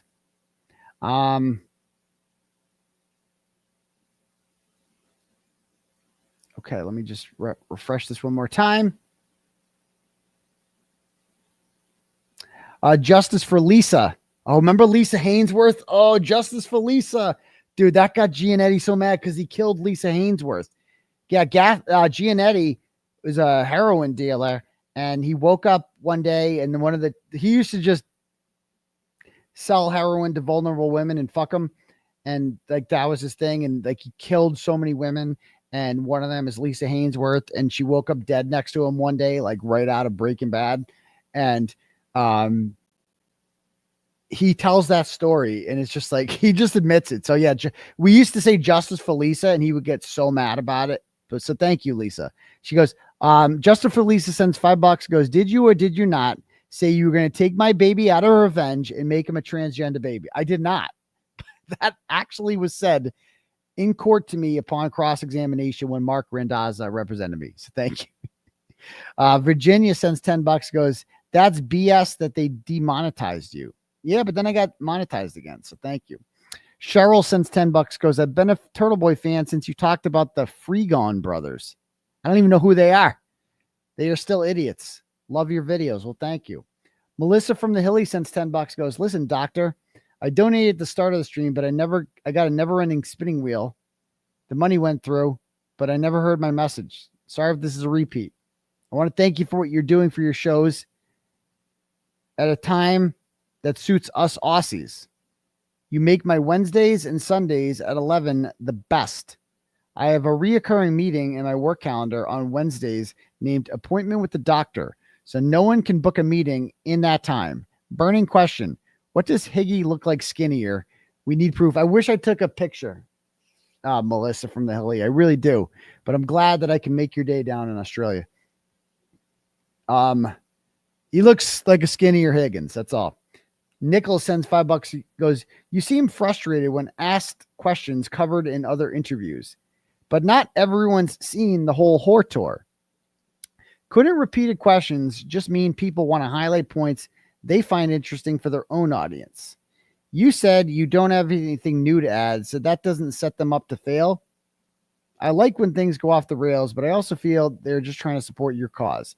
No, for sure they're trying to support my cause, and I appreciated that as well. And I don't mind stuff that has been asked before, and I understand it's hard, but believe me, there's like so much shit you could ask. You know, it is what it is. So thank you. I don't know. I wish I had a better answer for that question. So thank you. I guess I'm just a difficult person. Okay. Let me see if I have any cash apps and we'll call it a night. I haven't heard my phone go off, so it's probably a good sign. Ralph sends $25 and has thumbs up. Thanks, Ralph. Felicia sends $5 and goes, did you see my turtle chat from Liz Rose? I read all the turtle chats that came in. Thank you, Felicia. Tammy sends $5 and goes, oops, part 2, introduce Hardy Boys books to your son. Oh, I will. That's a good idea. That's actually a good idea. So thank you, Tammy. Steph, no, I read the one. Okay, cool. All right, folks. Well, I think that's about it for the evening then. But yeah, anyway, I love all you fine guys and gals, and we will see you guys all tomorrow night on Melanie Little and on Brit Happens at 6 p.m.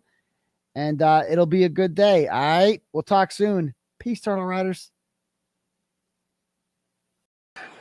It calls for data including calendars, alerts, reminders, notes, text messages, pictures, or videos from April 1st, 2023 through and including October 5th, 2023. 7 months